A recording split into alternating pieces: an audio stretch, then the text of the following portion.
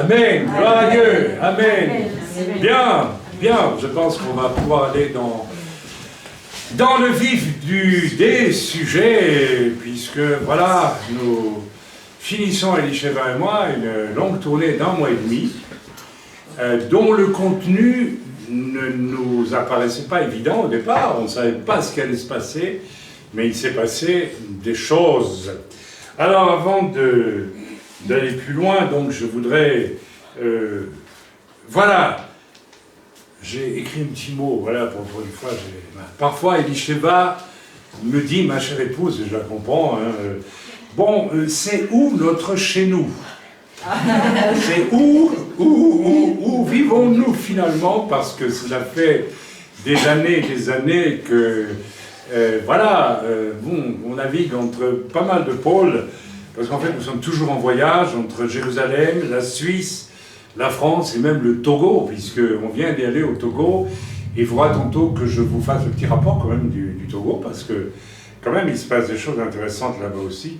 Jadis, nous étions basés en Belgique, quand j'ai démarré mon ministère, où déjà là, nous avons bougé 2 fois, 3 fois, n'est-ce pas, en action missionnaire dans les Ardennes belges, n'est-ce pas, avec tout ce que ça implique de combat à l'époque déjà, et puis Jérusalem, et puis la Suisse, et puis la France, pardon, depuis la Belgique, et puis en Israël, et puis des années de ministère itinérant avec des résidences aussi en Italie, mes amis. Aux USA, on est resté parfois un mois entier pour enseigner dans une assemblée, tous nos séminaires, etc., etc. Alors, ça fait quand même, ça fait 34 ans que ça dure, c'est ça, 34 moi, toi, tu comptes bien, hein, moi. Alors voilà, donc c'est 34 ans. Et parfois, on se disait, un peu égoïstement, hein, c'est vrai, quand j'ai eu 70 ans, en octobre dernier, on se dit, bon, maintenant, on va peut-être se stabiliser. Et j'ai vu dans les yeux des amis de Balek et des frères et sœurs, oh, chouette, il va rester avec nous. Et puis, mais non, je pense qu'on est mal barré, hein, c'est pas ça du tout. Voilà, donc je crois que finalement, à la lumière de ce que nous venons de vivre encore pendant 1 mois et demi maintenant, et dont je vais vous donner le rapport, parce que je pense que ça vaut la peine d'être dit, la réponse est « ma maison, ma patrie, c'est là où les âmes viennent au salut ». Amen, en Yeshua, et où l'Église se forme. C'est-à-dire en un lieu toujours autre, demain, différent. Vous savez, en réalité, c'est exactement ce que vivaient les premiers disciples du Seigneur. Les premiers apôtres sont des gens qui... Voilà, et Jésus lui-même a dit « Je n'ai pas de maison où poser ma tête. » Oui, alors il y a les petits malins qui... Oui, mais il vivait chez Pierre, hein, à Capharnaüm. C'était un des endroits où Jésus a logé. Quelquefois, il a logé, on ne sait pas trop où, hein, dans des maisons, etc. Voilà, donc il y a cette espèce de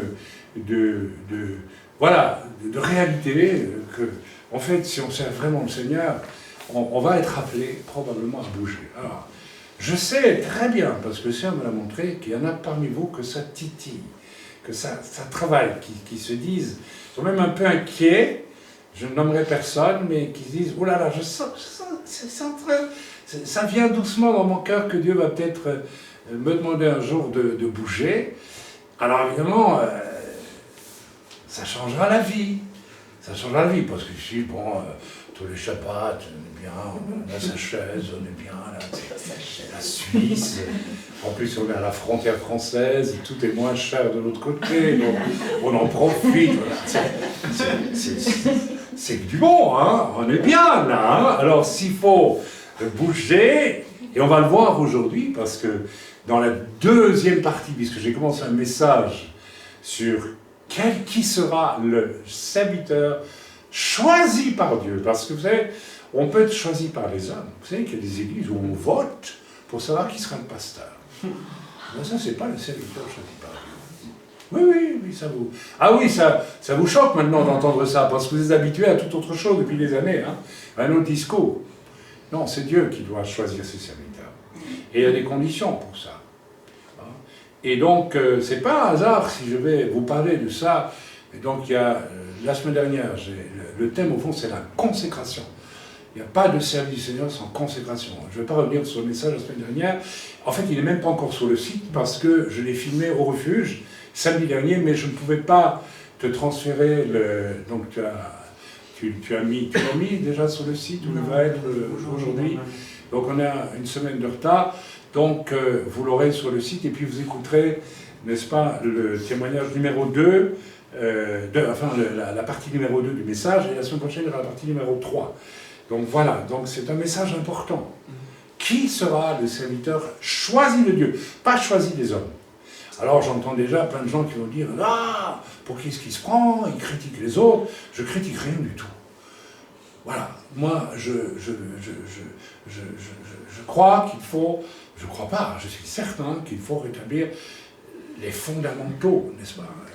Je ne sais pas si on travaille dans une entreprise, qu'est-ce qui engage un nouvel employé ou un nouveau...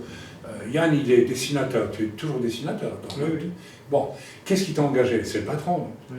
Et si jamais c'est l'usine qui vote pour savoir qui va engager, vous trouvez ça normal? Oh, mon cousin, on vote, les gars, on vote dans 15 jours, tous pour mon cousin, d'accord. Ah non, ma tante, non, c'est ma tante. Ah, non. Et on vote comme ça pour avoir le... Mais mes amis, je caricature à peine, quand vous demandez, n'est-ce pas, aux humains d'élire un serviteur, attendez, vous allez avoir par la force des choses, il y aura peut-être 5-10% de gens inspirés par l'Esprit de Dieu, et puis vous aurez 80% de gens qui ont leurs préférences toutes humaines, toutes charnelles. Je dirais que c'est un scandale. C'est un scandale de fonctionner comme cela. Ce n'est pas biblique du tout. C'est se moquer de Dieu. Ah ouais, on devient sévère là avec le temps. Hein. Voilà. S'appeler rabbin, être femme et vouloir enseigner, ce n'est pas biblique, il faut le dire. Eh bien, je dis, établir des hommes de Dieu qui n'en sont pas, finalement, pas sur base d'un suffrage humain, c'est une offense à Dieu, c'est un affront fait à Dieu. Et le résultat de tout ça, je vais vous le dire, je n'ai pas honte de le dire, je n'ai pas peur de le dire, tant pis, je vais encore me faire beaucoup de farouches détracteurs, mais on voit, n'est-ce pas, comme je l'ai vu ce dernier week-end, est venu nous voir un jeune homme, et puis qui va dans des églises depuis longtemps, et puis la première chose que j'ai vue en regardant, mais il n'est pas sauvé. Il n'est pas converti, il n'est pas sauvé. J'ai demandé, ah non, non, moi j'ai jamais fait cette prière. Comment, oui, d'accepter Jésus? Ah non, j'ai jamais fait. Je suis entré à l'église, je me suis assis, on dit bienvenue. Ouh, voilà, l'église ici, elle est gentille, elle est ouverte. Les pasteurs qui ne se rendent même pas compte qu'une âme n'est pas sauvée, je me demande quel genre de pasteurs ils sont, n'est-ce pas? Oh, je vais faire plein d'ennemis. Mais ça fait, c'est pas grave. C'est la vérité. Ok? Donc, en ce qui nous concerne, bon, ben voilà. On est de nouveau sur les routes avec ma femme, comme au temps préhistorique de notre ministère. Et je crois que ça sera comme ça jusqu'à la fin. Et puis voilà, on l'accepte très bien. Et puis gloire à Dieu, après tout, puisqu'on voit des fruits. Bien, alors, la tournée qu'on vient d'effectuer était extrêmement surprenante. Et pour moi, elle a énormément d'enseignements. Et moi, parce que je reviens sur mon message. Alors, c'était une tournée très spéciale. Avant d'aller plus loin, j'ai reçu en priant ce matin qu'il y aurait une personne avec un abcès dentaire. Alors, il n'y a personne parmi nous qui a un abcès dentaire. Ok, donc, ça s'adressera aux gens qui seront qui écouteront ce message. Il y a donc une personne, je prierai pour vous, vous me le rappellerez à la fin du message, pour que le Seigneur puisse vous guérir et vous toucher dans votre abcès dentaire. Amen. Alors, la tournée qu'on vient de faire, n'est-ce pas, c'est impressionnant. C'est impressionnant parce que j'avais reçu... Alors, vous êtes au courant de ce que... Voilà, j'en parlerai courtement parce que c'est un des thèmes, n'est-ce pas, de la vie du vrai serviteur choisi de Dieu. Ça s'appelle la persécution. Je suis parfois étonné de voir, n'est-ce pas, le ronron dans lequel certains ministères s'installent sans connaître jamais ni calomnie, ni médisance, ni persécution. Nous, au cours de ce voyage, on a été agressés 2 fois, ma femme et moi. Agressés. Je vous donnerai le détail de cela mais agressés parce que le diable a voulu nous arrêter. C'est très simple. Donc, c'est à la fois embêtant d'être agressé, mais c'est pas très grave, on a l'habitude. Mais il n'y a pas de véritable service du Seigneur, loin de Dieu, dirigé par Dieu, sans une animosité qui vient du diable. On ne parle plus du diable aujourd'hui, on n'en parle plus. L'Église doit être cool, l'Église doit être gentille, doit accueillir tout le monde. Et c'est une catastrophe, parce qu'en réalité, voilà. Alors, en préalable à ce que je vais vous donner comme témoignage de ce que nous avons vécu, Hervé, notre cher Hervé, que nous aimons beaucoup, hein, qui m'a écrit une lettre, et je l'ai lu ce matin, parce que j'étais un peu reposé quand même, malgré une nuit difficile, et il m'écrit ceci, donc il donne des nouvelles, et il me dit, l'un de nos pasteurs me dit souvent que l'évolution du pays, en France, a cela de positif que les camps en présence se voient de plus en plus clairement. Les clans. On voit qu'il y a 2 camps maintenant. Ok? Il y a quelque chose qui se passe. La population est au stade du rejet, avec des autorités qui n'ont aucun fondement moral et risquent de s'affoler et de se durcir. C'est vrai. Je ne veux pas en remettre une couche parce que je suis très mal à l'aise. Je vais à certains endroits sur Internet où je vois des chrétiens quasiment maudire le président Macron. Quasiment dire, j'ai des songes, je le vois fiche le camp avec toute sa bande, etc. Mais mes amis, il y a quelque chose qui ne va pas là. D'abord, on a oublié de dire une chose, alors je sais que ça va déplaire beaucoup ce que je vais dire, mais il y a encore pas longtemps, on disait, un peuple a des dirigeants qu'il mérite. Si ce président, qui est évidemment un homme immoral, puisqu'il s'est laissé séduire par sa prof de français, et il a détruit un foyer, cette femme avait 2 enfants, évidemment que tout ça est dérangeant, tout ça est malsain. Mais après tout, est-ce que ce n'est pas à l'image de la nation? qui prône la liberté des mœurs depuis la Révolution, et avant même, à partir du siècle des Lumières, qui a suscité une révolution anti-Dieu, parce que la Révolution française, il faut quand même savoir, c'est la révolution qui a établi,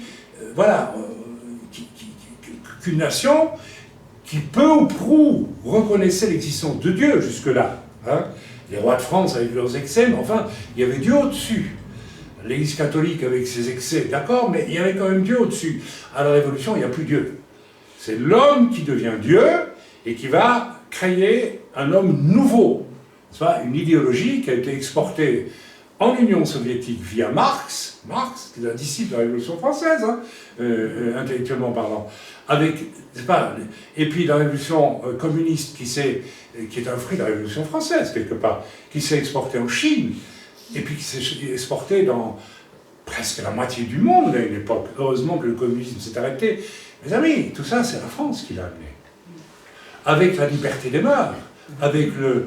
Non, il faut... Mais 68, on couche tous ensemble, là, on y va, hein, faites l'amour, pas la guerre, hein. On va faire la guerre, mais attendez, quand relation sexuelle, si on ouvre toutes les vannes, on obtient une population complètement dégénérée sur le plan moral. Alors il ne faut pas s'étonner que Dieu donne à la France un président immoral. Ok. Et l'Écriture dit aussi, moi je suis très mal à l'aise avec les déclarations de certaines chrétiennes et de certaines chrétiennes qui devraient se taire parce que la Bible dit que les femmes n'enseignent pas. Or, il y a une femme en France qui enseigne des choses, qui soutient finalement. Alors c'est quand même malsain.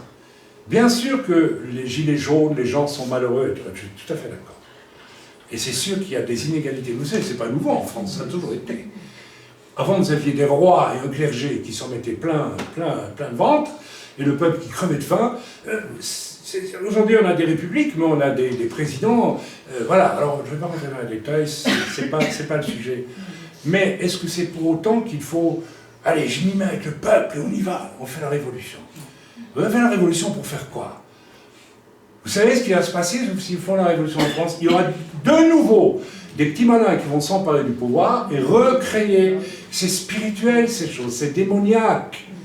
Alors, quand la Bible nous dit de prier pour les autorités, prions plutôt pour Macron afin qu'il change, que Dieu le visite, qu'il se rende compte de l'état dans lequel il se trouve, d'immoralité, que peut-être il se repente, et que Dieu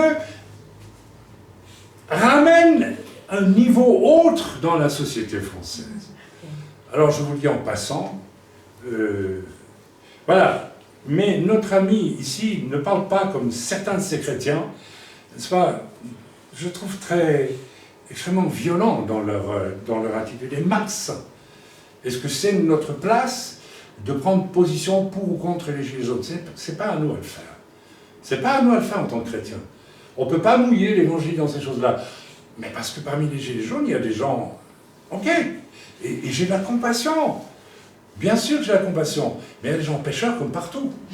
Et je ne peux pas prendre leur parti contre le pouvoir.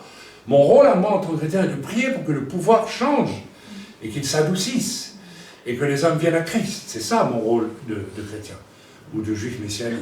D'accord? On est d'accord là-dessus? Oui. Et pas de commencer à prendre attention donc à ce genre de dérive. La population en France en est au stade du rejet avec des autorités qui n'ont aucun fondement moral et risquent de s'affoler et de se durcir. Évidemment, j'ai été confronté à n'est-ce pas, quelque chose des gilets jaunes en France il y a quelques jours. J'ai vu vraiment la police française, les CRS, c'est très dur, hein, il y a un climat de violence souvent en France qui est assez effrayant. Mais c'est aussi le temps où Dieu vient chercher les âmes. Et voilà, quand on atteint le fond du panier, parce que là on est dans le fond du panier, hein, d'une façon ou d'une autre, hein, il faut ouvrir les yeux. Et bien c'est là que, n'est-ce pas, des gens commencent à se dire, mais vers quoi se tourner? Et puis ils se disent, c'est ce moment-là que le Seigneur peut choisir pour les amener. Voilà. Donc la population n'a rien de positif à quoi s'accrocher en France. C'est Hervé qui le dit. Nous n'avons pas d'hommes d'État honorant des verticalités, il veut dire des verticalités morales, rien que des jouisseurs. Et c'est vrai. Les évangéliques sont ordinaires et commerciaux. Les évangéliques sont ordinaires et commerciaux. Les églises coulent, voilà, etc. Les conditions d'un réveil se mettent en place. C'est Hervé qui le dit, et il a raison. Moi je dirais que le réveil, il a commencé. Le président de la Fédération protestante de France a critiqué les catholiques et les évangéliques au motif qu'ils ne s'adaptent pas à la société moderne, en particulier au mariage pour tous. Ah ouais, elle est belle l'Église. Hein. Il a fait ensuite de vagues excuses, car il y a des évangéliques dans la Fédération protestante de France, des baptistes, des églises libres et une partie des assemblées de Dieu. Voilà, etc. Nous sommes très contrariés, il parle lui de son église, n'est-ce pas, du manque de vigueur avec lequel ces évangéliques ont protesté. Ils auraient dû exiger la démission de ce monsieur, et Hervé l'appelle ce monsieur, le président de la Fédération protestante de France. Il a raison. Vous voyez, serviteur de Dieu, choisi de Dieu ou choisi des hommes, c'est quoi ce truc? Vous voyez la différence? Un vrai serviteur choisi de Dieu ne va pas vous reprocher de ne pas faire accueil, n'est-ce pas, d'être plus cool avec des choses que la Bible réprouve. C'est clair. Étant entendu qu'on a beaucoup d'amour et de compassion pour tout pécheur. Mais on ne juge pas, mais on dit que le péché est le péché. Et on invite le pécheur à s'en détourner. Mais on l'aime, on ne va pas le stigmatiser. C'est souvent, maintenant, c'est la société laïque et tous ces mouvements, n'est-ce pas, je ne vais pas nommer, qui veulent imposer à l'Église leur présence, de manière à corrompre l'Église. Vous savez, le diable, c'est très bien ce qu'il fait. Alors, il ne faut pas parler du diable. C'est plus à la mode du tout, on ne parle plus du diable.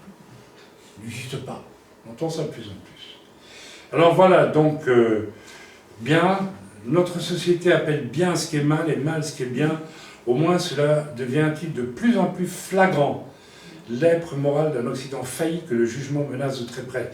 Donc, voilà, moi ce que j'ai bien aimé, il dit les conditions de réveil se mettent en place parce que les gens voient de partout que tout s'effondre. Et même si les gens vivent dans le péché, même si les gens vivent, et tous nous avons vécu dans le péché avant de connaître le Seigneur, il y a au fond le même une aspiration à autre chose. Et je pense que nous sommes effectivement dans un temps où le Seigneur veut sauver beaucoup d'âmes, et la tournée que nous allons faire pendant 1 mois et demi le prouve complètement.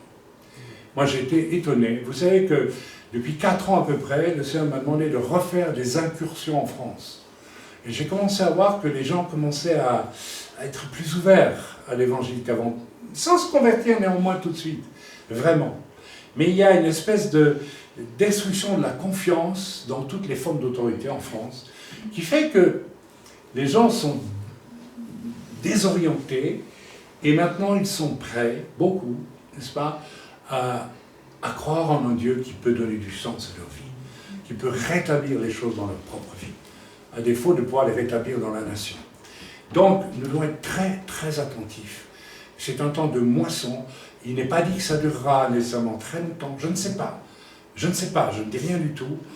En tout cas, moi, personnellement, je peux vous dire que j'ai ressenti, pendant ce mois et demi, Dieu m'a demandé de laisser de côté beaucoup de choses, de distraction légitime. Quand je parle de distraction, c'est rien d'excessif, hein, mais Dieu a encore resserré ma consécration et m'a dit, il faut absolument que tu vives avec ma parole et rien d'autre en plus. Parce que vous, je ne lis pas de romans policiers, j'ai tout au plus, j'ai acheté quelques babards pour mes petits-enfants et quelques Martines à la mer et autres pour ma petite fille.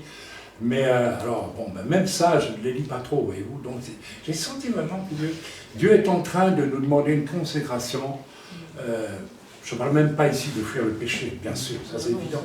Mais que notre temps soit vraiment, vraiment, vraiment... Vous savez, j'ai l'impression que je ne peux pas perdre un gramme de ce qui se passe pour le moment. Je dois être disponible. C'est pour ça, je me réveillais ce matin très très fatigué, mais en même temps, tout de suite, je sentais Dieu qui me disait « Reste accroché à moi, ne te distrais pas, reste bien concentré, parce que j'ai besoin de toi et il faudrait que le Seigneur puisse nous dire à tous « J'ai besoin de toi ». J'espère qu'il vous le dit. S'il vous le dit, c'est bon signe. Si vous ne le dit pas, peut-être vous poser des questions quand même. Amen. On est dans un temps extraordinaire. Bon, alors je commence. Je suis rentré d'Israël et je suis allé avec mon frère Arnaud au Togo, où nous avons vécu quand même une belle surprise, puisque l'église a doublé. Et ils ouvrent à présent, voilà celle que j'attendais depuis le début, ma petite Rachel. Qui a quel âge maintenant? Elle va avoir 1 an. 1 an. Bonjour ma chérie. On voit que tu as dormi, hein, voilà. Oh, elle dort encore, la pauvre. Voilà, donc il faut toujours être bienveillant avec les enfants. Jésus a dit, laissez venir à moi les petits-enfants. Ça, c'est juste pour ceux qui... Oui, tu me regardes, hein. Mais moi aussi je te regarde. Hein. On s'aime bien nous deux, oui, tout à fait, voilà. Alors j'espère qu'on verra venir encore plus d'enfants. C'est une dizaine que tu voulais, toi. Ton épouse était d'accord. Elle fera ce que Dieu veut, c'est ça. Très bien. Moi, je suis partant. Et voilà, il y en a d'autres aussi. Hein, voilà, ben, je ne veux pas être délicat. Mais c'est vrai que plus il y a d'enfants, ils sont tous aussi calmes que ces petites-là. On peut aller loin. Donc, on est revenu et on est allé au Togo. Je vous ferai un rapport parce que l'œuvre bouge là-bas. On a dû un petit peu corriger quelque chose quand même qui ne m'ont pas vu venir au sein de l'Église et qui pouvaient représenter un danger. Donc, de manière apostolique, on a mis de l'ordre, rien de... pas du gros péché, mais c'était en fait un peu d'orgueil chez un des responsables qui s'est apparu de manière très forte. Donc, on l'a repris, s'est repenti apparemment, donc c'est bien. Donc, je vous ferai part plus tard de leurs projets. Ils ont beaucoup de projets. Et je vous ferai part un peu, parce que bon, on était allé là aussi pour voir comment on pouvait les aider financièrement, parce que l'œuvre grandit là-bas. Tout ça, on en parlera plus tard, hein, puis je verrai si je fais un appel, soit à l'aide de nouvelles ou pas, parce que de plus en plus, j'ai l'impression qu'il faut attendre que Dieu bénisse, et sans trop parler nécessairement des besoins. Donc ça s'est bien passé, on était contents, hein, mis à part, on a vu vraiment la consécration de notre frère Frédéric. Et puis, l'œuvre double, là, pour le moment. Il y a une deuxième église qui démarre dans un autre quartier de la ville. Donc, très bien. Donc, on est revenu. Et moi, j'ai pris la voiture pour aller visiter un frère merveilleux vis-à-vis duquel j'estimais avoir une dette. Et puis, le Seigneur m'a dit, il faut que tu y ailles. Il faut que tu ailles pour le visiter. Donc, on fait 6 heures de voiture... en pleine forme, là ça allait, hein, pour aller. Et puis on est arrivé dans une... J'ai dit pourquoi j'avais une dette? Parce que c'est le frère qui vivait avec nous dans l'église de Belgique il y a 30 et des années, presque 40 ans maintenant, et qui a vu comment on vivait, et qui a pris connaissance, il y a seulement 3-4 mois, 5 mois, des déclarations absolument affreuses et mensongères d'une dame, n'est-ce pas, qui était dans l'église, vous connaissez le problème, et qui m'a écrit scandalisant en disant, mais c'est tout ce qu'elle a raconté, c'est exactement le contraire, vous étiez bon avec elle, généreux avec elle, elle a menti de A à Z, et j'en ai les preuves parce que j'étais là, j'ai vu, etc. Donc c'est la première fois, alors qu'à l'époque, comme je l'ai écrit sur le site, j'ai vu strictement personne qui s'est... je connaissais pas mal de serviteurs quand même à l'époque, qui m'estimaient, que j'estimais, à qui je travaillais. Il n'y en a pas un seul qui a essayé de savoir quoi que ce soit, donc allez, c'est parti, donc voilà. Donc il a fallu que j'attende 35 ans pour que quelqu'un se lève et dise, mais on a menti, tout ce qu'on a raconté, c'est vrai, mais il est pur mensonge. Alors j'estimais que j'avais une dette morale vis-à-vis de cet homme que je n'ai pas revu pendant 35 ans à peu près. 30 ans, on va dire, d'accord. Et donc je suis allé le voir, et c'était très touchant parce qu'on est arrivé déjà dans une région sinistrée. C'est la Lorraine, c'est triste, hein. C'est vraiment c'est la France qui souffre, quoi. On a vu vraiment beaucoup de misère, beaucoup de... Puis voilà, donc... Alors on a pu passer un week-end merveilleux parce que tout était conduit par le Seigneur dans les conversations. On a passé un week-end complet avec eux, non, 2 jours avec eux, pas un week-end, je sais plus si c'était un week-end. Un samedi et un dimanche. Et là, on a vu un peu... Alors, ils ont souffert à 2 reprises d'être passés dans une secte, des vraies sectes, des sectes chrétiennes, mais abominables. Je ne donnerai pas de détails parce que nous avons connu une des personnes qui dirigeait une de ces sectes évangéliques. Il y a des sectes évangéliques où les gens sont vraiment des bandits. Hein. Alors, ils ont été détruits dans ces 2 expériences d'une façon atroce. Ils ont perdu, je crois que c'est des choses qu'il faut dire, même si elles sont très dures, une petite fille, et de joyeux grilles, n'est-ce pas, qui prétendaient avoir des révélations de Dieu, sont venus chez eux pour prier dans leur maison, parce que, disait-il, c'est vous qui avez provoqué la mort de votre enfant en l'offrant à Satan. Alors, des fous, vous savez, vous avez il faut oser le dire, il y a des gens absolument malades aujourd'hui. Donc notre frère m'a dit, non seulement on avait un chagrin terrible d'avoir perdu notre petite, mais on a dû subir cette vulgarité, c'était atroce. Et je lui ai dit, qu'est-ce que tu as fait? Je les ai mis à la porte et je ne veux plus jamais les voir. Et il a eu raison. Mais en attendant, alors ils sont aujourd'hui dans une assemblée protestante, hein, mais voilà, où les choses sont assez calmes, bon voilà, etc., etc. Et donc, c'était merveilleux parce qu'on a pu échanger avec eux sur le couple, sur beaucoup de choses, enfin voilà, avec délicatesse, avec tact, avec amour, parce que je ne voulais pas, n'est-ce pas, rentrer dans des débats, je ne veux pas critiquer les autres sur leurs enseignements, puisque je ne les connais pas bien, mais c'était formidable, et à un moment donné, ben voilà, il y avait leur fils qui était là, un beau jeune homme de 21... 17 ans. Oh, un garçon très sensible et très, très fin, qui se posait beaucoup de questions. Alors, et puis c'est formidable parce que ça y est, ça a été la première conversion de la tournée, de manière très simple, très simple. Je ne vais pas rentrer dans les détails de la discussion, mais on l'a amené au Seigneur et il a accepté Jésus. Alors que voilà, donc il va peut-être aussi dans cette église avec ses parents, c'est une protestante, mais visiblement il n'avait pas fait ce pas du salut en Jésus-Christ, en Yeshua Mashiach.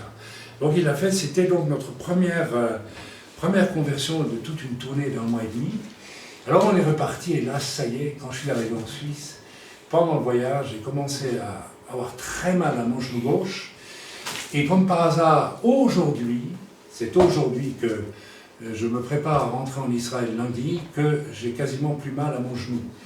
Encore un petit peu mal, donc pendant 1 mois et demi, je me suis traîné avec une patte de vieux officier de l'armée prussienne qui marcherait comme ça, vous voyez ce que je veux dire. Il m'aurait fallu presque une canne, puis j'avais très mal aux genoux. Et mon épouse s'est mise à avoir très mal aux hanches toutes les nuits, et donc l'ennemi a voulu nous bloquer, voilà, parce que voilà, il sentait sans doute, n'est-ce pas, notre adversaire, qu'on allait vers des choses importantes. Alors, on est revenu ici, il ne s'est rien passé de spécial, sauf qu'on vous a vu, avec le jour du soir. Et puis, qu'est-ce qu'on a fait? On est descendu au refuge. Ah, pardon. En Belgique. Ah oui, oh là là, oui. On est remonté en voiture en Belgique avec ma patte folle. Et là, j'ai visité une région vraiment crève-cœur. C'est la région de Charleroi en Belgique. C'est un ancien bassin industriel ruiné, absolument ruiné. C'est pire que ce que j'ai vu en Ukraine et à Saint-Pétersbourg quand j'y étais, où j'ai vu des kilomètres d'usines ruinées, n'est-ce pas, des grands consortiums soviétiques. Eh bien, aujourd'hui à Charleroi, vous avez des kilomètres de hauts fourneaux, mais des trucs gigantesques, hein, ruinés, complètement ruinés. C'est que de la tôle rouillée, c'est sinistre. Sauf qu'à un moment donné, sur la droite, en plein milieu de tout ça, j'ai vu, qu'est-ce que j'ai vu? J'ai vu une mosquée avec un minaret énorme. À l'islam, là, il prospère. Hein. Et puis, donc, une population dans un état terrible, vraiment. Alors, une église en souffrance, avec des problèmes, je ne vais pas les détailler, c'est tout... Voilà, voilà, ok. Et donc, j'avais à cœur d'abord de briser une malédiction sur cette église, parce qu'elle a été maudite, et effectivement, n'est-ce pas, un frère, après, un responsable, il m'a dit, tu as tapé dans le mille parce que lors d'une division, mais il y a au moins 20 ans de ça, les gens qui sont partis ont maudit l'Église. Ils ont dit qu'ils maudissaient l'Église. Bon, voilà. Moi, je sais pas où on vit. Les chrétiens maudissent les églises maintenant, mais on les rend un nombre excusez-moi, de malades. Je ne sais plus dans quoi on fonctionne. Je ne me souviens pas avoir jamais maudit même un chrétien qui quittait l'église. Enfin, on ne maudit pas les gens. Même ceux qui se trompent, on les bénit. Et on prie que Dieu les accompagne, les aide, mais pas maudire. Mais ça se fait, vous savez. Ça se fait, vous savez, il y a tant... Et je retombe sur mes pattes avec le message. Qui sera le serviteur de Dieu choisi de Dieu? Vous savez, lorsque vous avez affaire à des hommes dits de Dieu, qui en fait construisent par eux et pour eux, ils ne supportent pas que vous quittiez l'Église. Ils vont vous maudire. Vous savez, quand Rome dit « Oh, l'Église catholique, point de salut », ça veut dire si vous nous quittez, vous allez en enfer. Hein. Tu prends pour qui? C'est Dieu qu'on quitte ou qu'on ne quitte pas. Et si quelqu'un veut quitter l'Église, il peut le faire. De quel droit vous le jugez? De quel droit vous le maudissez? Il peut se tromper, vous pouvez lui dire qu'il se trompe. Vous pouvez dire à la personne, je crois que tu te trompes, tu ne devrais pas faire ça. Mais je ne peux pas me mettre en colère, je ne peux pas maudire. Ça signifie que j'estime que les gens m'appartiennent à ce moment-là. Vous voyez la différence? Mais quand ça vient, quand vous êtes vraiment un serviteur de Dieu, vous savez, vous devez être rempli d'amour. Et l'amour, ce n'est pas des bisous, et cool l'église. L'amour supporte tout. L'amour supporte tout. L'amour croit tout. L'amour est patient. D'accord, avec les âmes qui s'en vont, il faut être patient. Il faut les aimer. Il ne faut pas les maudire. Nous avons eu des départs l'année dernière, vous avez vu. Est-ce que nous avons maudit des gens? Non, on a dit, c'est dommage, c'est triste. Mais voilà, ok. Donc, c'est très important. Donc, cette église, j'avais à cœur de briser une malédiction, parce que ça n'avait jamais été fait. Je ne vais pas rentrer dans les détails, parce que, bon, je devrais parler longuement de la situation de cette église, mais je ne vais pas le faire, ce n'est pas le but de ce message. Bien qu'il y a tellement de choses à dire, il y a tant de secours à apporter dans les églises. Mais aujourd'hui, vous n'imaginez pas dans quel état sont beaucoup d'églises. C'est vraiment un problème, un gros problème. Et donc, ils étaient contents parce que j'ai eu à cœur de briser la malédiction, je l'ai fait d'entrée de jeu. Et puis, j'ai prêché la bénédiction des pères. Et les gens je sentais vraiment une joie pour prêcher incroyable. J'avais l'impression d'avoir 30 ans, tellement je me sentais jeune, malgré ma patte qui me faisait mal. J'étais en pleine forme. Et c'était vraiment une soirée bénie. Et j'ai pu prier 6 heures d'affilée après la réunion pour les gens, pour la bénédiction des pères et pour les besoins. Et puis du coup, ça m'a dit, il y a des inconvertis ici. Et j'ai fait un appel et il y avait, j'ai vaguement compté, mais il devait y avoir 15, peut-être plus, personnes qui ont accepté le Seigneur. Alors c'était formidable parce que j'avais l'impression de me retrouver au temps où j'étais ministère itinérant, où j'allais d'église en église, sur 3 continents, et où il y avait beaucoup de conversions. Mais voilà, donc c'était la deuxième étape de conversion. Donc, alors nous sommes revenus ici, toujours avec mon genou qui me faisait terriblement mal, et là nous sommes descendus sur le refuge, je pense, quelques jours, et puis là nous sommes descendus, je ne donnerai pas le nom de la ville, je le dis exprès, parce que je suis très prudent, sur la Côte d'Azur. Alors la Côte d'Azur, c'est non pas l'argent, mais le fric. Souvent malhonnête d'ailleurs, il faut le dire, parce qu'il y a une corruption gigantesque. Je vois une ancienne Côte d'Azurienne ici, fille du Nord, mais dont les parents ont émigré sur la Côte d'Azur pour y faire je ne sais pas quoi. Je ne soupçonne pas mal, ça me sent riant. Bon, je suppose que j'étais honnête. Mais, tu le sais, la corruption est totale. Et effectivement, il n'y a pas que la corruption par l'argent, il y a la corruption sexuelle, il y a des débauche, enfin, il y a tout. Mais vous savez, ce qui est extraordinaire, c'est que quand le péché est tellement abondant, je crois qu'à un moment, les gens en ont marre. Ils sont écœurés d'eux-mêmes. Et quand l'Écriture dit, là où le péché abonde, la grâce surabonde, c'est triste à dire, mais c'est vrai. Je crois qu'il y a un stade où on est tellement dégoûté de soi qu'on est prêt pour pour recevoir la grâce et le pardon de Dieu. Il faut très souvent que... C'est toujours le problème de gens qui n'ont jamais... Vous savez, Paul était un grand pécheur, hein, et il y allait franco, hein, il battait les gens et tout, etc. Et dans l'histoire du christianisme, du judéo-christianisme, ou judéo-messianisme, si vous voulez, on a des exemples. Par exemple, alors on peut discuter de certaines choses dans sa doctrine, donc il s'appelle voilà, Saint Augustin, hein, qui a été dans sa jeunesse un débauché de première, et sa mère était chrétienne, c'est Saint Augustin, c'est ça, hein, qui était en Afrique du Nord, là, et dont les écrits, bon, on peut contester certaines choses, mais bref.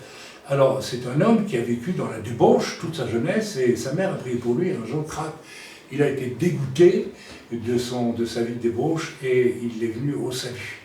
Donc, c'est exactement ce que j'ai découvert sur la Côte d'Azur, c'est qu'il y a là une moisson qui est prête, alors que la France descend dans le gouffre, et que les gens ne savent plus trop à quoi se raccrocher.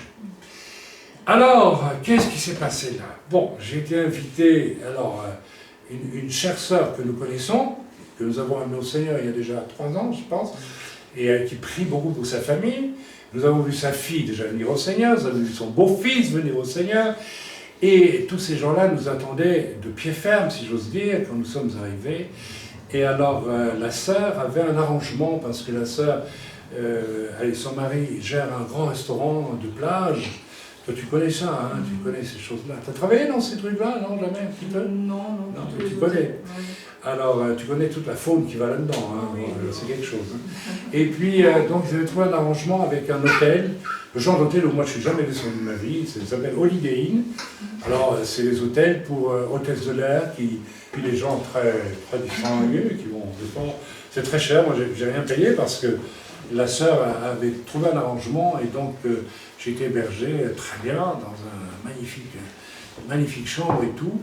Et là, les choses ont commencé. Je mangeais à midi chez notre sœur, et là, elle m'envoie comme ça une amie à elle, une Algérienne, qui, voilà, dont le mari est franc-maçon, etc., etc., et voilà, qui se disait catholique, en gros, voilà, qui était musulman et devenu catholique.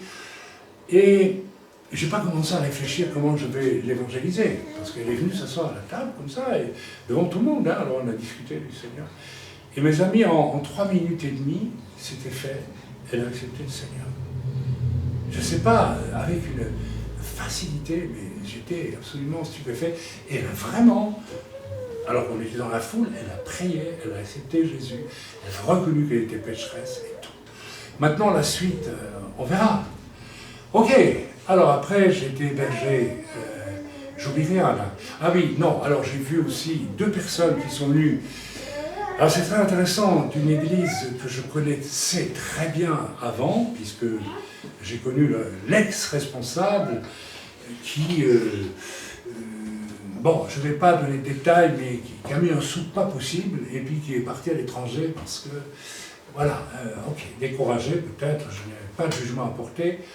Et ces gens, depuis au moins une vingtaine d'années maintenant, étaient bloqués parce qu'ils avaient vécu dans cette église où on avait établi à la hâte des pasteurs, comme ça, à toute vitesse. Alors, quand ils voulaient poser une question à un pasteur sur un sujet délicat, ils posaient une question... Tel pasteur leur donnait telle réponse, et quand ils allaient vers un autre, ils donnaient la réponse contraire. Donc, n'est-ce pas, vraiment un désordre au niveau doctrinal terrible, un manque aussi de profondeur dans le fait d'établir des gens. On n'établit pas des gens comme ça à toute vitesse.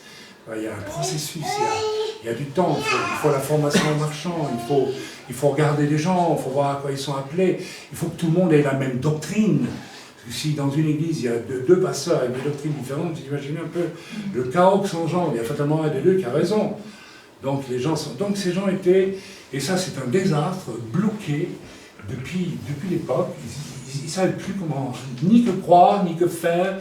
Et il y en a plein comme ça. Donc, j'ai passé toute une journée avec eux à détricoter les faux enseignements et à essayer de les ramener dans de les amener dans des vérités bibliques, pas dans mes vérités à moi, mais les vérités bibliques. Alors le lendemain, j'étais content, j'ai vu que leur visage était rayonnant, et ça leur a servi. Mais ils étaient convertis. Oh non, est-ce que j'ai prié pour le mari? Je pense que le mari n'était pas converti. Je ne sais plus. En tout cas, j'ai prié pour lui et il s'est passé quelque chose aussi. Enfin voilà, donc ça c'était... alors ils m'ont posé la question, ils m'ont dit, mais s'il démarrait quelque chose, si vous démarriez quelque chose sur la ville où j'étais, même si on vient d'assez loin, on viendrait, probablement. Donc voilà, donc vous voyez, il y a une demande. Ok, après ça, j'ai été hébergé chez un de nos frères, jeune converti, et là c'était le défilé. Le jour même, il me présentait son plus grand ami. Alors c'est merveilleux parce que son plus grand ami, il l'a connu depuis qu'il est enfant, et ils sont restés amis toute leur vie, jusqu'à aujourd'hui. Et puis là aussi, autour d'une table, d'un café, nous avons discuté calmement, et j'ai senti que c'était prêt. Et puis, je l'ai amené au Seigneur, une facilité de joie, il a accepté Jésus. Alors que jusque-là, notre ami, qui est un jeune converti, ne savait peut-être pas trop comment faire, une conversion. Alors après, il m'a présenté un vieux monsieur de plus de 80 ans, qui a été musicien de Johnny Hallyday, de Claude François, qui a connu tout un milieu dont on imagine, n'est-ce pas, qu'il était un peu... voilà, il était ce qu'il est, quoi. Bon, donc, je ne vais pas vous faire un dessin. Et là aussi, j'ai vu dans le regard de cet homme, n'est-ce pas, que je lui parlais, quelque chose qui s'éveillait. Quelque chose. C'est émouvant de voir un homme qui a vécu dans le monde et qui a connu le monde à fond, avec tout ce que ça veut dire. Et quelque chose... Alors, je commençais à me rendre compte d'une chose. Et le Seigneur m'a dit, c'est moi qui suis en train d'éveiller leur attention. Et je reviens sur... ça va faire partie aussi du message. Quel est le serviteur choisi de Dieu? Vous savez, nous faisons tellement d'efforts pour amener les autres au Seigneur. Nous pouvons parler beaucoup, nous avons une bonne doctrine. C'est pas ça qui va amener les gens. C'est pas notre conviction à nous qui va amener les gens au Seigneur. Pourquoi? Parce que ça reviendrait à vouloir partager notre repas à nous. Ce que moi j'ai connu, je voudrais que les autres... Non. La façon dont Dieu t'a touché, elle est personnelle. Tu ne peux pas la reproduire, tu ne peux pas la dupliquer. Alors comment on fait? Comment se passe? Comment c'est possible que vous parlez calmement à quelqu'un pendant 3 minutes et il se convertit? Vraiment, il se convertit. Le Seigneur m'a montré quelque chose. Il m'a fallu tant d'années pour te briser, mon cher ami, et pour éliminer en toi bien des choses. Alors, bien sûr, pas des choses grossières, n'est-ce pas, mais vous savez, il y a beaucoup de choses que Dieu doit ôter de nous. Toute l'assurance que nous avons, de par nous-mêmes, Dieu doit la retirer. Et à ce moment-là, il n'y a plus que Jésus qui est en vous. Vous savez, quand vous acceptez le Seigneur, vous recevez, Jésus vient en vous, c'est un fait. Mais seulement, il y a une épaisseur comme ça de choses qui empêchent Jésus de faire sentir l'odeur de sa sainteté, l'odeur de son amour. C'est très mystérieux, vous savez, mais c'est en même temps très simple. J'espère que vous me comprenez. Il faut que vous acceptiez cette idée que ne vous découragez pas si vous n'arrivez pas à amener beaucoup d'âmes au Seigneur. Continuez à prier et demandez simplement à Dieu de briser en vous tout ce qui n'est pas de Jésus.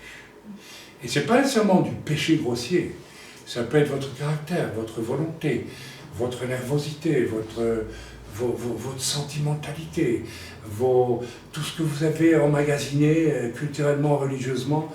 Il y a des gens qui mettent, si on s'en occupe à fond, qui mettent 10 ans. Je connais des exemples, n'est-ce pas, à être débarrassés de tout le capharnaüm religieux qu'on leur a fourré dans la tête quand ils sont nés dans une famille chrétienne et ça a renforcé l'homme religieux en eux de façon telle qu'il n'y a pas de place libre pour le Seigneur. Donc ça c'est un secret qu'il faut absolument qu'on cultive. Et vous savez, ça me rappelle Rhys Howells, vous connaissez Rhys Howells. C'est ce serviteur du anglais qui était un homme très simple, c'était un mineur, je pense. En parenthèse, notre frère Étienne m'a fourni, il a pu obtenir les droits pour la publication de la vie de Rissoël, donc je vous recommande de lire. Ça, c'est des hommes de Dieu, de véritables hommes de Dieu. Il n'y en a pas tant que ça. Hein. Alors lisez, je vais la faire venir ici, puis vous la lirez. Et Rissoël, c'était cet homme qui prenait le train le matin, et il y avait des mineurs dans son wagon. Et Rissoël ne disait rien, si j'ai bon souvenir, hein. Il ne disait rien. C'est un peu ce que j'ai vécu quand je suis allé voir votre papa, là, il y a 3 ans. Vous vous rappelez, Sylvie et Chantal et Daniel, où Dieu m'avait dit, tu ne pourras jamais le convaincre avec tes paroles. C'est impossible. Vous êtes tellement différents, toi et lui, que si tu vas avec donc tu ne diras rien. Je m'installe en toi, m'a dit ça. Je suis en toi, et c'est moi qui vais le sauver. C'est moi qui vais le convertir. Alors, je lui ai quand même parlé. Mais vous savez, il y a parlé et parlé. Il y a parlé sans vouloir convaincre, et il y a parlé en suivant avec beaucoup de modestie la pensée du Saint-Esprit. Je ne sais pas si vous me suivez. Ou jamais vous ne voulez, vous, amener la personne au Seigneur. Ou vous laissez Dieu agir. Retenez ça, c'est une grande différence. Ça change tout. Vous savez, si vous voulez sauver quelqu'un, vous faites comme les croisés, les croisades. À la fin, vous tuerez les gens, non pas avec l'épée, mais avec une Bible. Vous tuerez les gens avec une Bible. Ce qu'il faut, c'est avoir ce courage, l'humilité, en permanence devant les gens, afin que ce soit Jésus qui puisse sortir. Et alors, quand vous inspirera des paroles, vous verrez que c'est Jésus qui parle. C'est très délicat. C'est une petite musique très délicate, vous savez, quand c'est Jésus qui parle. C'est pas la nôtre. Et pour ça, il faut être brisé, il faut être profondément brisé. Il faut que le Seigneur ait pu évacuer. Si vous avez un tempérament de fonceur, vous ne pourrez pas. Mais il faut que tu crois. C'est vrai. Moi, si tu m'avais parlé comme ça, quand j'étais païen, tu avais mon pied dans le derrière, là, je te mettais de l'autre côté de la rue. C'était même pas. Non, mais les gens sont fiers. Et ça, non, ils sont fiers. Vous ne pouvez pas venir avec vos gros sabots. Dire, ah, mais moi, je connais le machin, moi, je connais ça. Voilà. Et puis, ok, donc, nous sommes. Alors, je continue mon histoire, mais j'ai oublié de vous dire une chose. En entrant en France, en descendant d'ici, nous avons été agressés, c'est-à-dire que c'était un signal du Seigneur pour nous montrer l'état de la France. On a passé la frontière suisse, donc à Genève, et puis on est entré en France, et on était limité à un moment donné à 90 à l'heure. 90 pour les Français, mais 90 pour les Suisses et les Belges qui parlent bien le français.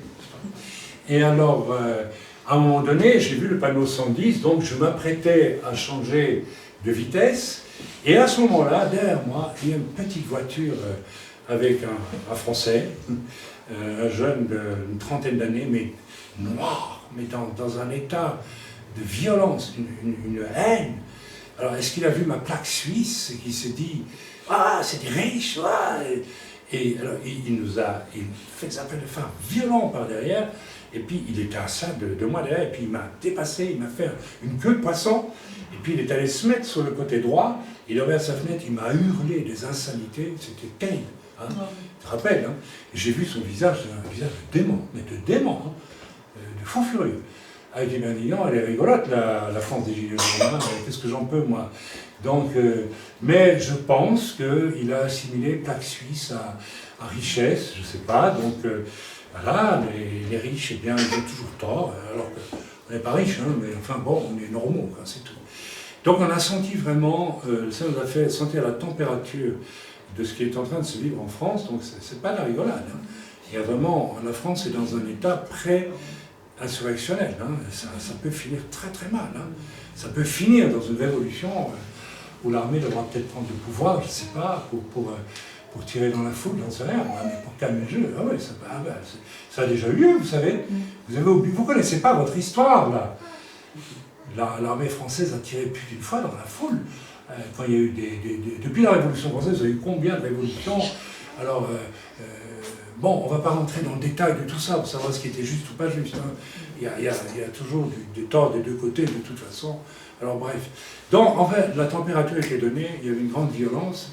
Et, mais bon, on est sorti aussi de France avec quelque chose de très violent qui est venu contre nous. Et, mais bon, ça ne nous a rien causé comme problème, hein, mais il vous raconterai. Donc, je reviens donc à la maison où j'étais. Donc, l'ami, le papa s'est converti. Et puis, le lendemain, on a eu droit à la visite du frère de Maëva. Alors ça, c'était rigolo, parce que quand je l'ai vu arriver, je dis, ah là là, comment je vais faire? Et puis, ça a vu que c'était plus facile, finalement. Extraordinaire. Alors, d'abord, ça m'a dit que tu lui témoignes pas tout de suite, tu parles avec lui. Alors, on a fini par rigoler tous ensemble, parce que il me disait, moi j'aime beaucoup la mer, j'aime bien les bateaux. Ah bon? Oui, je suis mieux sur un bateau que sur la terre. C'est moi qui l'ai dit. Ah, je dis, moi aussi. Et puis, j'aime pas le football. Il dit, moi non plus. Et puis, les courses cyclistes, je déteste ça. Je dis, moi aussi. Et on s'est rendu compte qu'on était presque les mêmes pour tout. Oui, vous allez dire, mais quel est l'intérêt de ça? Mais le Seigneur a utilisé ça pour le mettre en sympathie. Et vous allez dire, ah bon, il avait besoin d'être en sympathie. Et alors, finalement, sa sœur lui avait parlé de nous, de moi, et donc il fallait... bon, il avait toutes sortes d'idées en tête, hein, vous savez, maintenant, dès qu'on parle d'une église, c'est secte, c'est peut-être une secte. Alors, bon, là, il s'est rendu compte que j'étais quelqu'un de normal, puisque je n'aimais pas le football, je n'aimais pas la course cycliste, je n'aimais pas les compétitions, genre la compétition, j'ai toujours haï, je n'ai jamais supporté l'idée de compétition, et pourtant je l'ai rencontré plus d'une fois dans l'église. C'est très étrange, il y a des gens qui ne peuvent pas vivre sans faire la compétition. Hein, comme dans Ben-Hur, vous savez, hein, on fait la course de chevaux, et on fait tomber l'autre. J'ai vu ça dans l'église, en pagaille. Alors là, on revient toujours sur le vrai serviteur choisi de Dieu. Le vrai serviteur choisi de Dieu ne détruit jamais le ministère des autres. Quand je parle de détruire, on peut dire des choses qui doivent être dites, mais détruire, c'est les coups bas. Vous savez, les coups bas pour semer le doute, pour semer l'incrédulité, voilà. Alors, voilà, donc, il est en confiance, et puis, je n'ai pas senti qu'on pouvait tout de suite l'amener au Seigneur, donc j'ai obéi, mais il a dit, mais j'aimerais venir au refuge pour le week-end, il y avait le fameux week-end du refuge. Alors il est venu au refuge, et bien sûr, pendant le message, en plein milieu, j'ai fait l'appel, il s'est converti. Et donc c'était le je ne sais pas quantième. Et puis il y avait aussi, le vendredi soir, c'est ça? Le vendredi soir, il y avait notre chère sœur Aurélie et sa maman, qui depuis 4 ans ne va dans aucune église et suit nos messages sur... Donc vous voyez, c'était quand même de Dieu de le mettre sur YouTube, hein, qui a suivi tout, et quand on s'est rencontrés à la gare, elle a éclaté en sanglots, elle m'a dit, mais je suis tellement émue, voilà, ça fait 4 ans que j'écoute les messages et je vous vois enfin bon, je ne veux pas faire cocorico, ça m'a fait du bien, pour une fois qu'on me dit, je suis content de vous voir, ça fait quand même plaisir. Mais j'ai tellement vu une femme de foi, elle n'était pas convertie, mes amis, mais elle avait soif, ça fait 4 ans qu'elle attendait, et donc là aussi elle a accepté le Seigneur, c'était magnifique. Avec un cœur simple et ouvert, et le lendemain, bien sûr, nous l'avons baptisé. Alors, notre jeune Loïs, s'appelle Loïs, qui a accepté le Seigneur, lui, il veut venir à Pessah, il m'a déjà écrit, je viens à Pessah, et puis est-ce qu'on pourrait me baptiser? Et j'ai reçu un email de sa maman, est-ce qu'on a fait, non, il y a encore 2 trucs après ça, vous voyez, c'était vraiment un parcours, ça n'a pas arrêté. Hein. Et puis, nous avons tenu un premier culte dans cette ville, et là, c'était formidable, parce que c'était tout jeune chrétien. Et puis, il y a un frère, notamment, qui a, peut-être, il ne s'en est pas rendu compte, mais moi, je vous un homme qui écoutait comme ça, il avait soif, il était comme ça. Et à la fin du message, je dis, mais ça a duré 5 minutes, ton message. Et tu as prêché 2 heures. Ah, mais c'est extraordinaire. Et moi, je connais plein de gens dans la ville ici, mais ils travaillent dans un certain milieu, je ne donnerai pas de détails, donc ils fréquentent beaucoup de gens, hein, donc fatalement des gens aussi dans le business, donc bon, pas toujours très... etc. Et alors, c'est extraordinaire parce qu'il m'a dit, il faut absolument que tu reviennes, il faut que je te... Tous mes amis, ils cherchent, ils ne trouvent pas. Ils cherchent, ils ne trouvent pas. Ils cherchent Dieu, quoi. Donc, il faut revenir, et donc il y a l'idée très claire qui est dans l'air maintenant. a démarré une assemblée là-bas, sur place, et je tiens à y retourner dès que je pourrai pour commencer l'assemblée.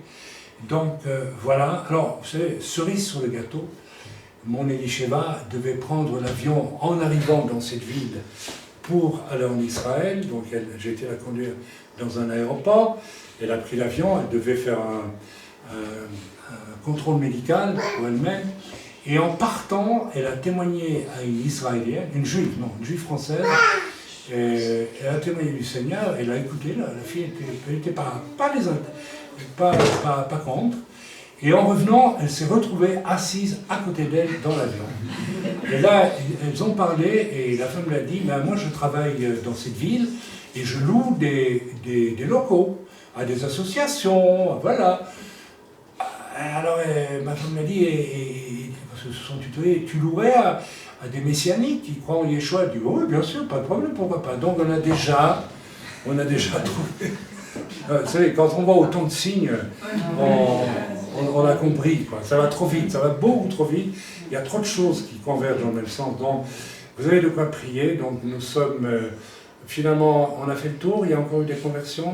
Je ne comprends pas, hein, j'ai dit tout. Tout à la fin. Ah oui, donc au refuge. Oui. Donc on est monté au refuge et là, j'ai eu bien sûr une visite. Ah non, on est remonté pour le week-end, où il y a eu 2 conversions encore. Et alors, on a reçu un jeune homme qui est venu de très très loin et qui n'était pas converti, qui va dans une église et qui n'est pas converti. Alors, c'est comme ça. Alors, moi, je reviens là-dessus, le vrai serviteur de Dieu, vous savez, il discerne quand même très vite si personne n'est pas... Et est-ce qu'il faut nécessairement être un serviteur de Dieu pour se rendre compte que quelqu'un n'est pas converti? Ça se voit, ça se discerne très vite. Donc, nous l'avons amené au Seigneur, nous lui avons fait 2 piliers, et puis il est rentré chez lui. Donc, jusqu'au dernier moment, nous avons, tout en ayant ce genou qui me faisait très mal, et qui est en train, ouais, ça se guérit vraiment, là, je sens de moins en moins. Et puis, et toi, ça va mieux, tes douleurs de hanche, ça va disparaître. Hein. Donc, c'est une attaque de l'ennemi. Donc, voilà le résumé de ce mois et demi. Alors, l'intérêt de ça, c'est que on est dans un contexte archi-biblique. Si vous lisez la Bible, qu'est-ce que Paul faisait? Il allait de lieu en lieu. Quelquefois, il n'y avait que 3-4 personnes au bord d'une rivière, notamment avec Lydie, marchande de pauvres, rappelez-vous. Hein, et il évangélisait en direct, comme ça. Et c'est comme ça que l'Église grandissait. Aujourd'hui, on a tout un système dont je me méfie beaucoup, de vedettariat, n'est-ce pas? Et de gens qui viennent dans des églises où ils n'ont plus qu'à monter sur l'estrade, prêcher, un peu comme je l'ai fait en Belgique d'ailleurs. Ah, c'est génial, hein, les autres ont fait le travail et tout, toi tu viens juste, c'est amusant en plus, c'est facile. Hein. Mais aller comme ça, conduit par le Seigneur, parfois de maison en maison, comme le Seigneur le fait, dans des hôtels, et je ne vous ai pas tout dit parce que, je ne sais pas si je peux le dire, parce que ça fait un peu cocorico, mais ce n'est pas cocorico, j'ai aucun orgueil avec ça, mais pour vous montrer à quel point les gens cherchent en ce moment quelque chose. Quand je suis arrivé à l'hôtel assez... voilà, j'ai rien payé, hein, ça m'a été offert, et puis en fait c'était gratuit, j'imagine, pour l'arrangement de la patronne du restaurant avec l'hôtel, ils travaillent entre eux, enfin bref. Et j'arrive à l'hôtel, alors un hôtel, je vois tout de suite des pilotes d'aviation, des hôtesses de l'air, et puis des gens avec plein d'argent. Je vois des Américains accoudés de sport comptoir, grossiers avec les gens vous avez plein de suffisance d'argent. Vous voyez un peu Et moi j'entre là-dedans avec mon sac, et un deuxième sac en plastique ouvert avec mes effets personnels, parce que je n'avais pas assez, donc ça faisait pas grand luxe, hein, ça faisait... Enfin, j'étais propre quand même, mais fatigué, les cheveux qui tombaient par terre. Et je boitais comme ça. Vous voyez le spectacle, rentrer dans l'Holiday Inn, n'est-ce pas, les hôtels, très belles chambres et tout. Et j'ai jamais été dans ce genre d'hôtel de toute ma vie, la première fois. Sauf une fois, quelqu'un qui avait une nuit gratuite et qui avait voulu m'offrir avec ma femme, on ne s'est jamais tant ennuyé dans ce truc-là. C'était du côté de Montreux, par là. C'était des chambres avec 4 salles de bain en marbre et 25 salons. On n'a eu qu'une envie, c'est de finir avec ça et On nous l'avait offert, bon, on a dit, bon, il y va, on verra bien. Peut-être qu'on évangélisera à l'hôtel, hein, je me rappelle. Et donc, je rentre dans l'hôtel et je vais vers le comptoir. Et il y a une dame très stylée, comme ça, mais avec un bon cœur, apparemment. Elle me dit, ah bon, oui, vous êtes monsieur un tel, ne trouvez pas mon nom, parce qu'on avait mis un H avant, qu'il ne fallait pas avant mon nom, donc voilà, donc finalement elle trouve, ah oui, c'est madame une telle qui a réservé pour vous, et c'est le restaurant un tel, d'accord, ok, c'est très bien. Est-ce que je pourrais vous demander votre carte, une carte de crédit, parce que même si c'est des pilotes et des hôtesses de l'air, il y a des gens qui se taillent sans payer, paraît-il. Et donc aujourd'hui c'est terrible, hein. Les gens font n'importe quoi, pour avoir une garantie, vous comprenez, etc. Et puis je vais comme ça dans mon portefeuille, et puis je vais, ah mais non, j'ai dit non, écoutez, non, quand je vous regarde, je vois bien que vous êtes quelqu'un honnête. Et puis vous êtes troublant. Écoutez, il y a un amour qui vient de vous, c'est incroyable. Moi ça m'a... Elle a commencé à me dire, mais on ne voit pas souvent des gens comme vous, qu'est-ce que vous êtes? Je dis, moi je suis pasteur. Ah bon, pasteur? Alors du coup, il y avait le groom qui était là, qui est venu aussi, et puis du coup, j'ai parlé au groom, ça a été le début. Si j'y retourne, je vais retourner évangéliser.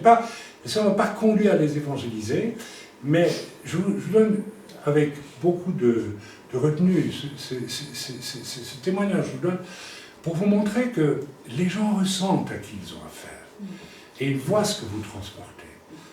Alors, ils étaient habitués à des... Et puis, j'ai félicité le groupe, d'ailleurs, parce que quand je suis arrivé, il parlait avec des Américains extrêmement arrogants et grossiers, et il était d'une patience infinie, et ça m'a permis de commencer à lui parler de Dieu.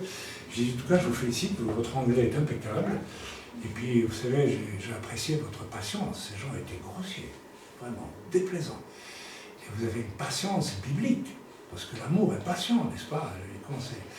Alors il m'a regardé, ah oui c'est vrai, etc. Donc, vous voyez, on peut parler du Seigneur à tout moment, il y a vraiment, les gens sentent. Voilà, des gens qui sont habitués à voir tout le luxe qui débarque, et en une fois, ils voient un gars qui boite avec un sac mal ouvert, qui rentre, et fatigué et tout, et craque.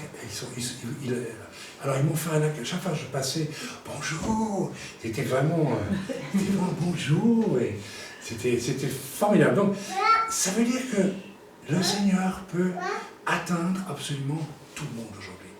La clé, c'est que vous soyez non pas quelqu'un qui veut, au fond par orgueil, parce que vous savez, on peut vouloir évangéliser par orgueil, vous savez ça? Ouais. Je veux du résultat. C'est choquant ce que je vous dis, hein, mais c'est la vérité.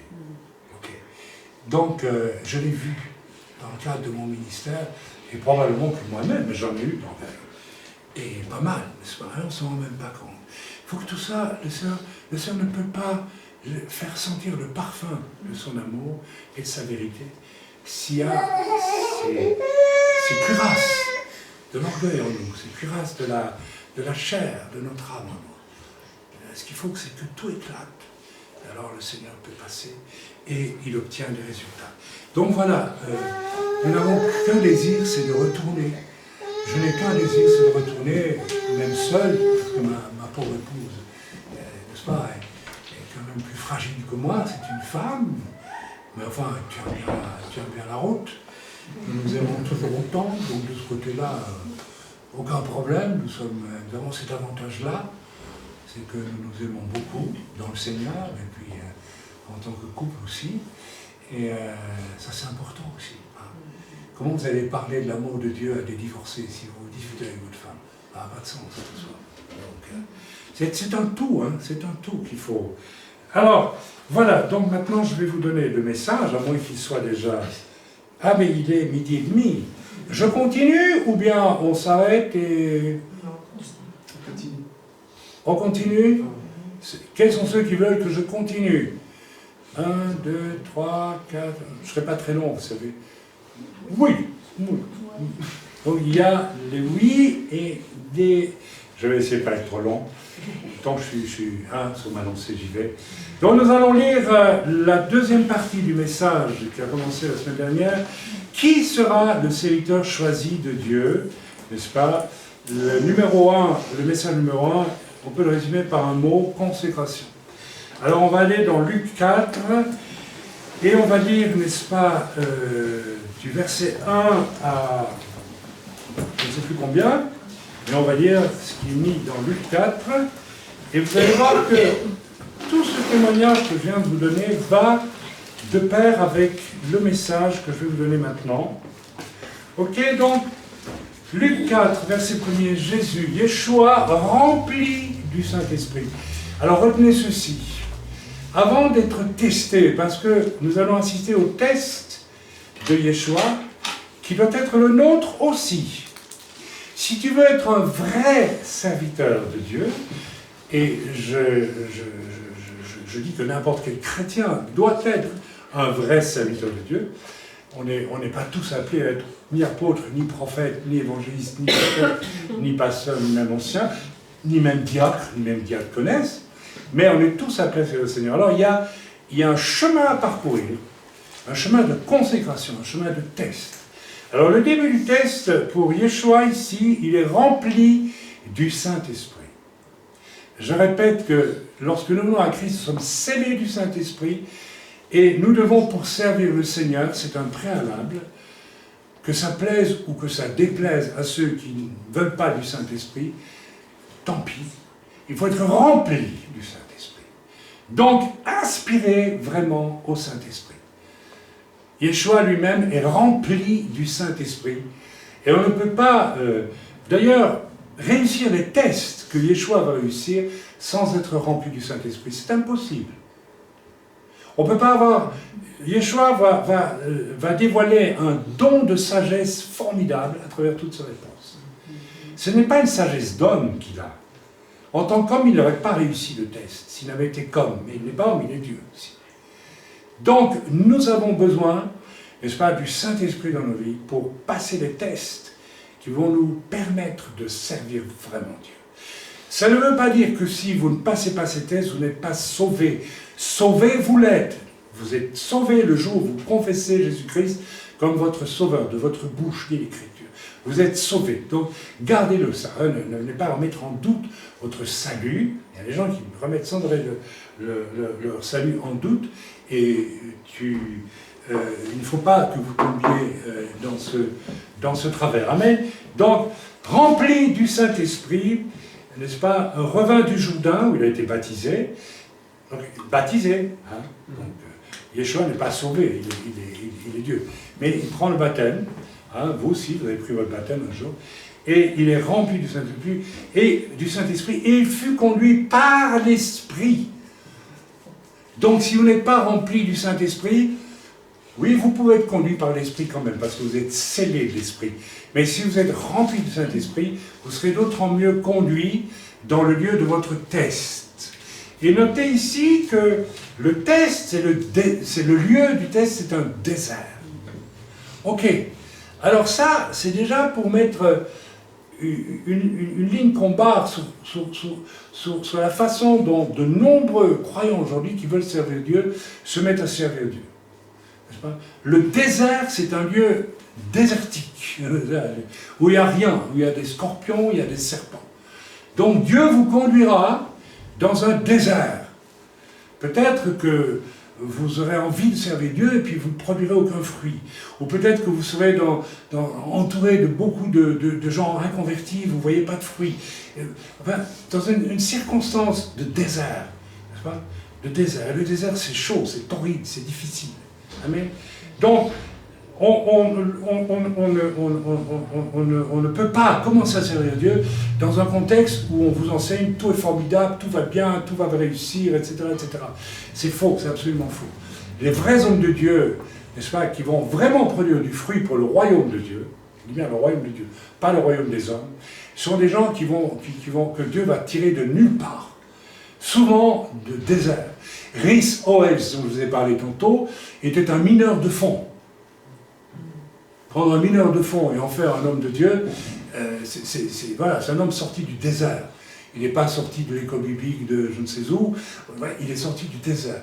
Les grands hommes de Dieu sont des gens qui sortent d'un désert, moral ou spirituel, vraiment, où Dieu les a protégés d'une certaine façon, de la vanité des hommes. Vous savez, il y a Il peut y avoir dans le monde religieux beaucoup de vanité qui essaie de vous attirer à elle pour faire de vous un disciple d'un milieu religieux avec sa vanité.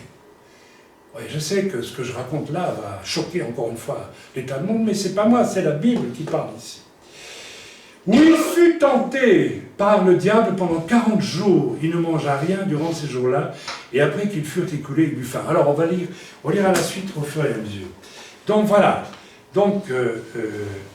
nous lisons, les tentations vont être le test de Jésus. On a déjà déterminé le lieu, le désert, et pas nécessairement, je me rappelle, lorsque j'étais dans une assemblée en Belgique, tout jeune chrétien, après un certain temps, le pasteur voulait m'envoyer à l'école biblique de sa dénomination. Eh bien, le Seigneur n'a pas permis. Alors, je n'ai pas dit non à cet homme, moi j'étais ouvert, j'obéissais, mais le Seigneur m'a déplacé, m'a donné du travail à 100 km de là, donc j'ai dû rejoindre une autre église, qui était une petite église, là, qui était un peu dans un lieu désertique, où il n'y avait pas, c'était pas fameux, c'était pas une église, que tout le monde connaissait depuis 50 ans. C'était une toute petite église, et c'est là que j'ai été appelé au ministère. Vous voyez la différence. Je n'ai pas été appelé au ministère dans un truc officiel. Alors vous allez dire, oui, mais ça c'est... Alors que la plupart des gens cherchent. Moi j'ai des lettres de recommandation qui m'ont été faites spontanément, je ne les ai jamais utilisées. Parce que c'est pas... Pour moi, c'est pas une méthode biblique. Les hommes vous recommandent, et alors, qu'est-ce que ça prouve? Ce sont les hommes. Il faut que ce soit Dieu qui vous recommande, et pas les hommes. Ok, donc les tentations. D'abord, la première des tentations, on va voir ça, n'est-ce pas, les 40 jours. 40 jours, nous savons que le chiffre 40 signifie transition, passage, changement, n'est-ce pas, très important. C'est ça, le chiffre 4 aussi symbolise ça. Accomplissement. Accomplissement aussi. Donc, Jésus, d'une certaine façon, doit passer par ce désert et les tentations pour rentrer dans le ministère dans lequel il va entrer. Je vous rappelle que Jésus était appelé au ministère, puisque à son baptême, une voix se fait entendre du ciel, et elle dit, cette voix, « Celui-ci est mon fils bien-aimé, écoutez-le, écoutez-le. » Mais néanmoins, Yeshua va passer les tests de consécration. Pourquoi? Parce que c'est notre modèle à tous. Et donc nous devons réfléchir, n'est-ce pas, aux tests que Yeshua va passer, parce que c'est ceux que nous passerons aussi, sans lesquels nous ne pouvons pas servir Dieu. Donc ce n'était pas tellement pour Jésus ces tests, parce que lui il les aurait réussi de toute façon. Mais c'est pour nous, c'est un enseignement pour nous. Est-ce que vous me suivez? Oui. Donc si le Seigneur a voulu passer par là, c'est bien comme s'il a voulu passer par le baptême, c'est pour bien montrer que ce baptême était de Dieu, c'est un baptême de repentance, celui de Jean. Donc pour les Juifs, ça voulait dire, faites-le. Alors que tout le monde pouvait voir que Yeshua, qui est venu se faire baptiser, était un sadique, était un saint, n'était pas... Ok, donc vous voyez, c'est important. Donc, les épreuves de Yeshua ici, c'est pas tellement pour Yeshua, il les aurait réussi de toute façon, mais c'est pour nous. D'accord? Alors, nous essayons de comprendre un petit peu ce qui se passe là. Premièrement, on lit dans Luc 1, versets 2 à 4, on lit ceci. Premier texte, ok? Le diable lui dit, si tu es fils de Dieu, vous voyez, il fait appel à son nom. Oui, pardon, chapitre 4, pardonnez-moi. 4, verset 3. Le diable lui dit, si tu es fils de Dieu. Qu'est-ce que le diable veut exciter chez Jésus? Bien sûr, je suis le fils de Dieu. Tu me prends pour qui? Éventuellement éveiller son orgueil. Évidemment, pas. Alors attention, parce que ça, c'est le premier piège que vous allez rencontrer quand vous voulez servir Dieu. Le diable vous dira, tu es vraiment un serviteur, tu crois? Ah oui, j'ai reçu une prophétie, on dit que j'étais... Attendez, ça c'est que le début. Vous savez quand moi j'ai reçu ma première prophétie, je l'ai reçue 2 semaines après ma conversion, où un évangéliste français m'a dit « Oh, j'ai vu une grande lumière venir sur vous, il y a vraiment un ministère important qui vient. » Mais ça, c'était l'appel. C'était la prophétie qui annonçait. Mais par la grâce de Dieu, je n'ai pas pris ça au sérieux. Enfin, au sérieux, si, j'ai pris au sérieux, mais je dis « Bon, ben, on va voir. Okay. C'est bien après. que ça a commencé. Et je dirais que toute ma vie, le Seigneur m'a encore transformé et changé pour devenir vraiment... Moi, je ne suis pas Jésus, hein. D'accord, vous non plus. Donc, ayons cette humilité de nous rendre compte que le diable peut nous avoir retournant de bien des façons.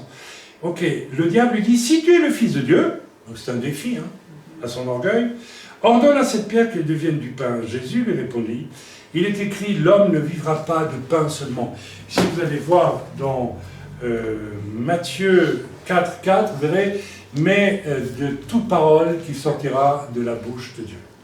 Donc ici, il y a une première victoire qui n'est pas rien du tout, n'est-ce pas? Voilà, donc on peut lire même dans Marc chapitre 1er verset 13 la même chose, mais il y a aussi un ajout dans Marc, j'aimerais bien vous lire. Donc c'est dans Marc, j'ai dit combien? Marc, combien?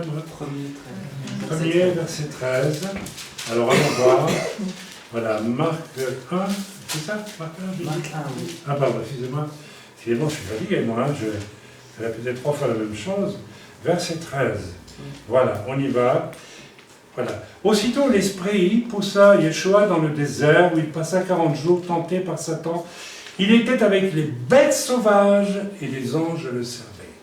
Alors ça aussi c'est très important. Donc on revient ici sur le contexte où Dieu va vouloir t'éprouver. D'abord le désert. Rien qui paraît excitant. Première chose. Deuxièmement, tu seras entouré de puissances démoniaques terribles parce qu'elles savent ce qui est en train de t'arriver, que Dieu s'occupe de toi et veut te tester, et elles sont les bêtes sauvages.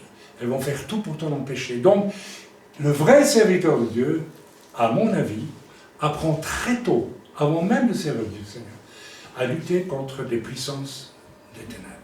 Aujourd'hui, dans un nombre considérable d'églises, on met ça sous le boisseau, on n'en parle même plus. Ça veut dire qu'il n'y a plus de combat. Il n'y a plus de combat. Moi, je vous préviens, n'est-ce pas, vous ne pouvez pas servir Dieu sans vivre un combat qui va quelquefois vous coûter des nuits sans sommeil, qui va vous coûter beaucoup de choses. Vous savez, moi j'ai vu aussi comment mes enfants ont été attaqués à partir du moment où on servait le Seigneur. Notre fils Nathan a failli mourir à une époque.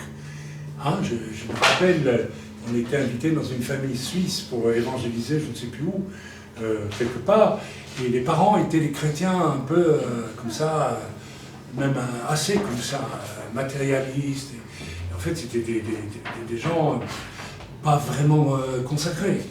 Et ils avaient des jouets assez étranges quand même. Et ils avaient mis, au-dessus de la garde-robe de la chambre où dormaient nos enfants, ils avaient mis notamment une espèce de marionnette. Quand j'ai vu la marionnette, j'ai vu dans les yeux de la marionnette qu'il y avait des démons dans ce jouet. Et oui, ça existe, mes amis, c'est une réalité. On était fatigués, il était 1h, 2h du matin, j'ai prié vaguement, j'ai dit, c'est vrai, on laisse comme ça. Mon fils Nathan a vu, pendant la nuit, une main blanche sortir et venir l'étrangler. Oui, littéralement. Et le lendemain matin, je ne sais plus comment il s'en est sorti, le pauvre, peut-être qu'il nous a réveillés, il nous a réveillés, il avait très peur, et il a commencé à avoir une gastroentérite qui a duré pendant 3 semaines.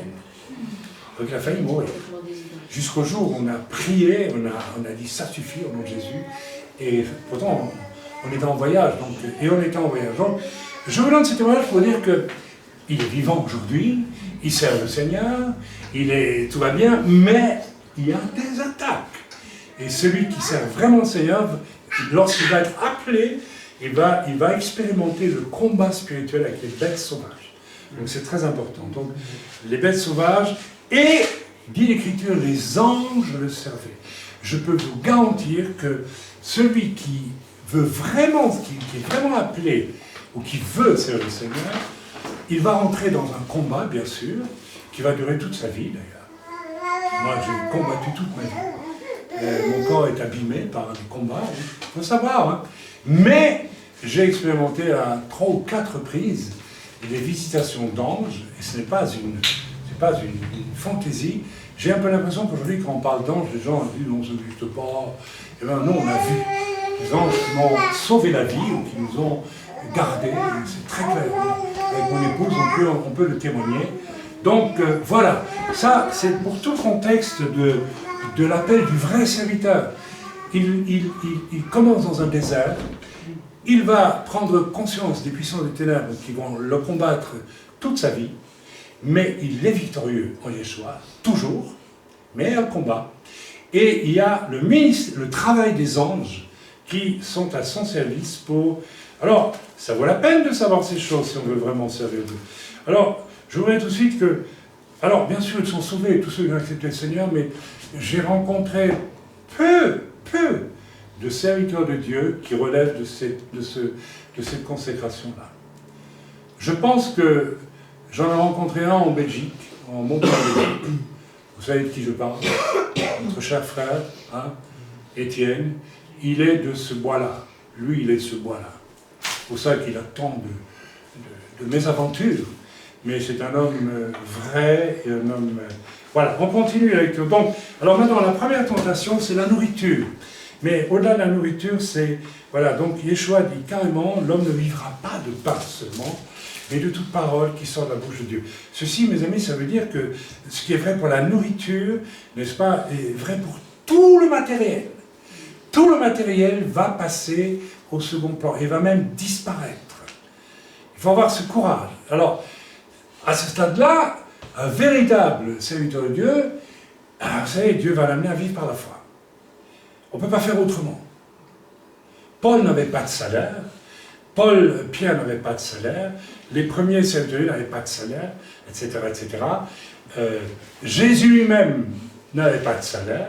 J'ai lu aujourd'hui, ou c'est hier, dans l'évangile de Luc, je pense que Jésus parcourait, n'est-ce pas, je crois que c'est la Galilée, et qu'il avait avec lui des femmes qui pourvoyaient à ses besoins. Donc, pas de sécurité sociale, rien de tout ça. Alors, on veut dire, si un pasteur est payé par son église, reste tout le temps dans l'église, c'est biblique, je ne dis rien. Je ne dis rien du tout. Moi, je dis ce que la Bible montre. Je n'ai pas envie de commencer à comparer ceci et cela. J'ai envie de dire ce que la Bible montre, et je vous invite à rentrer dans ce chemin. Oh, alors vivre par la foi, pas facile. Pas facile, parce que ça, le diable rôde. Vous savez, il faudra refuser les dons. J'ai refusé les dons parfois.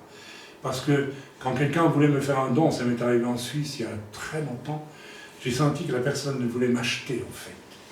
Et j'ai senti ça. J'ai dit non, je ne peux pas. Il y a aussi des gens qui vous feront des dons et puis qui vous traîneront devant les tribunaux pour leur restituer les dons, en disant que vous les avez, je ne sais pas, embobinés. Hein. Il faut s'attendre à tout. Et là, il faut beaucoup de sagesse, beaucoup de prudence aussi, et savoir se contenter de rien. Récemment, quelqu'un a voulu nous faire un don de 10 000 €, je l'ai refusé. Je dis à la personne, vous faites ça avec votre cœur, avec vos bons sentiments, mais ça ne peut pas venir de Dieu, hein, parce que ce n'est pas possible dans la situation où vous êtes. Donc j'ai refusé le don. D'accord? Bon, ok, donc il faut avoir, premier test, échapper à la convoitise dans n'importe quel domaine. La nourriture, je vois parfois des gens qui mangent, qui disent chrétiens, je dis mais attendez, est-ce qu'ils sont chrétiens ou ils sont encore païens? Il y a un chrétien qui se goinfre, mes amis, c'est pas bon. Donc c'est aussi un domaine où Dieu va nous rendre un peu plus sobre. Moi aussi j'aime bien manger une bonne glace, hein, quand tout le monde en fruit. Mais de plus en plus, non, ça ne me dit plus rien. Okay, donc c'est important. Donc pour ce qui est de la nourriture et aussi par extension de tous les biens matériels, je dois pouvoir les mettre, c'est plus un objectif, ça doit plus être une convoitise. Alors attention, il y en a qui travaillent, je ne dis pas qu'il faut arrêter de travailler, je n'ai pas dit ça. Mais est-ce que tu convoites ou est-ce que tu vis, tu travailles parce que tu as besoin de vivre? C'est absolument différent. Hein. Ok. Alors, nombre de chrétiens, n'est-ce pas, ne peuvent pas servir Dieu parce qu'ils font de leur vie une éternelle convoitise. Moi, je veux grimper dans la hiérarchie, je veux devenir ceci, je veux devenir cela. Ok, tu convoites ça, jamais tu ne pourras être appelé pour servir le Seigneur. Les deux royaumes sont incompatibles. Tu es sauvé, mais bon, il faut savoir qu'au final, tu obtiendras aussi une récompense éternelle en fonction de ce que tu as choisi. À beaucoup de chrétiens, Dieu dira, je n'ai rien à vous donner au ciel, ou très peu, parce que vous avez déjà eu sur la terre tout ce que vous vouliez. Ah ben oui. Première étape, donc, dépendre de Dieu en priorité pour tout. Idem pour tout ce qui est matériel, ça va passer au second plan. Nous avançons, et le message ne sera pas tant long, rassurez-vous ceux qui sont pressés. On va lire de 5 à 7, le diable l'ayant élevé, vous voyez, le diable le met sur un point élevé. Alors le diable essaiera aussi de vous élever. Attention à ça. Ça, écoutez bien, cette partie-là, c'est peut-être la plus difficile à gérer, pour beaucoup. Le diable voudra vous élever, il voudra faire de vous une vedette. Quelqu'un que tout le monde connaît, quelqu'un que tout le monde vient écouter. Oui, oui, absolument. Oui, oui, oui. Alors mes amis, ce n'est pas le chemin que le Seigneur a choisi. Allez de maison en maison pour amener le salut, comme le faisait l'apôtre Paul, comme le faisait Jésus, qui allait de synagogue en synagogue, de lieu en lieu, de maison en maison. Ça ne vous élève pas. Ne fait pas de vous quelqu'un, vous connaissez le pasteur un tel, vous connaissez l'évangéliste un tel. Oui, mais alors quoi? Comme ce prophète américain, à côté duquel on a bien connu aux États-Unis, trop connu. Aujourd'hui, il fait une dépression. Vous savez pourquoi? Parce qu'il n'a plus autant de succès qu'avant. C'est une dépression. Il a même fait un mail là-dessus. Priez pour moi, je ne sais pas ce que je dois faire. On ne m'invite plus autant. Qu'est-ce que je suis?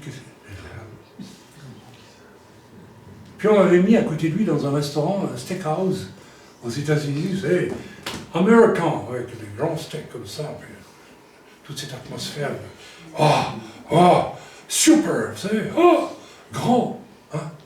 Et je considérais que j'étais peut-être quelqu'un de grand, moi j'en sais rien. Mais en tout cas, je ne voulais pas le vivre comme ça. Et il s'assied à côté de moi et il me dit, je suis un tel, the first sender of book in the United States, le premier vendeur de livres. Seller, seller, je suis le premier vendeur de mes livres aux États-Unis. J'ai pensé en moi-même, mais quel pauvre type. C'est tout ce qu'il a à me dire, mais je m'en fiche complètement. Mais on est là pour ça. Mais c'est quoi cette mentalité? C'est quoi? Vous savez, il faut qu'on ait un peu de courage. Regardons un petit peu comment on vit les choses. Je suis éditeur chrétien. Je le fais parce que je suis tous les jours scrupuleusement devant Dieu. Seigneur, qu'est-ce que je dois éditer? Qu'est-ce que je ne dois pas éditer? Je le fais pour toi, Seigneur? Ou je le fais parce que j'ai envie de grandir? Je m'excuse pour les éditeurs. Je suppose qu'il y en a qui ont cette démarche. Mais est-ce que nous avons tous cette démarche? Je ne suis pas si sûr de ça. Il y en a même qui le font pour l'argent. C'est tout à fait évident. C'est la raison pour laquelle on essaie de donner tous nos livres.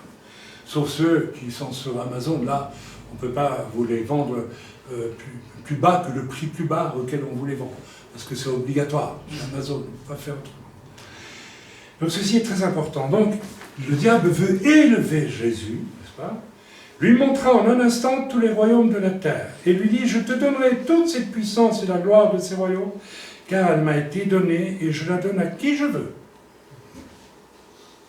On finirait par croire que le succès un petit peu boursouflé de certaines personnes, est-ce que ça vient bien de Dieu ou est-ce que ça vient d'ailleurs? Il faut oser se poser la question. Je n'accuse personne ici, mais on a le devoir de se poser quand même certaines questions. Et moi, je m'en pose de plus en plus. Et je suis de plus en plus convaincu que le diable a beaucoup à faire dans certains succès. Je sais que ça, oh là là, si je dis ça, mais moi je le ressens de plus en plus. Je le sens plus je vieillis, plus. Ce qui est important pour moi, c'est voir une âme sauvée, et bien sauvée, et pas le succès. Vous savez. Amen. Donc, si tu m'adores, elle sera toute à toi, la gloire de ces royaumes. Alors, mes amis, là, on a quelque chose d'extrêmement important. Okay. Parce que pour que le diable donne toute cette gloire, il faut l'adorer. On va se dire, mais moi, je n'ai jamais adoré Satan. Si tu t'adores toi-même, tu adores le diable. Alors, je répète, expérience vécue ici à la Chaux-de-Fonds en Suisse, il y a 30 ans à peu près. Je suis invité par les hommes d'affaires du plein évangile. Réunion formidable. Il y a un bonhomme qui sort d'une chaise roulante, si j'ai bon souvenir. Alors il y avait une atmosphère, j'avais prêché déjà sur la bénédiction du Père. Pas encore selon le livre, mais c'était déjà un thème que j'avais beaucoup à l'esprit. Et donc on me demande de rester. Et je suis resté. Nous établissons même une assemblée de maisons dans une ferme. Œuvre qui nous a été volée par un pasteur qui s'est enfui aux États-Unis ensuite. Ouais, mais c'est tout ce qui se passe dans le milieu chrétien. Hein. Ce genre de choses est plus courant qu'on l'imagine. Bref. Et on me demande de rester. Et donc on fait des réunions dans un local, j'ai oublié l'endroit, n'est-ce pas, ici. Et effectivement, il y a une présence de Dieu extraordinaire. Je me rappelle, je suis rentré dans cette salle.